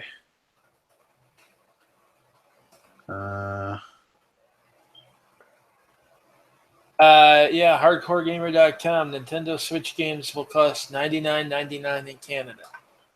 What? Get ready to pay $100 for Switch games if you live in Canada. What the hell? It ain't worth. Yo, ain't no console game worth $100. I'm sorry. Get that out of my face. If you got to shell out $100, it better be one heck of a special edition. It better not have no DLC, no microtransaction. It better. God, there's $80 now and they're switching. Oh my god. Why are they switching? Is it a tax thing or? Yeah, it's probably import fees and taxes. It's why the PS4, even though it was $499, when down in Brazil it wound up like over $1,000. Yeah, man. Because of taxes. Mm-hmm. The gaming industry down there is like getting choked out because the government's taxing it literally to death. It's ridiculous, man. Only for Switch games, they say. So it's got to be something with Nintendo then. Oh boy. Wait, so it's only for Switch games? Yep. What the heck? Don't you guys remember a couple of years ago there was that article that games in the UK are going to start being more expensive? Did that kick in? I remember them paying upwards of like 15 to 20 pounds more. I don't think it did. UK games more expensive. But just to emphasize, though, a previous point that I had made, Phil Spencer has come out and said that Scalebound was killed by hype. I beg your pardon. Phil believes that the game was announced too early, causing pressure that, in fact, was detrimental to the game's development cycle and eventually raised fan expectations to the point where he wasn't certain the studio could actually deliver. Wow, that's not on him to fucking decide that. That's on us. Yeah. Phil is a fraud, sir. I can't believe he actually said that Scalebound's cancellation is good for game. We can expose him because remember how he said that this is going to be Xbox's strongest year, and then what do you look at their lineup for the fall? Crackdown, Cuphead, which is releasing in between Call of Duty and Battlefront 2, so it's dead on arrival. Nice. Yep, Crackdown is dead. They gotta bundle that shit. Oh yeah. Oh, they probably will. That'll be their launch game. They'll bundle it. Yeah. It's releasing the same day as the X. They'll bundle it.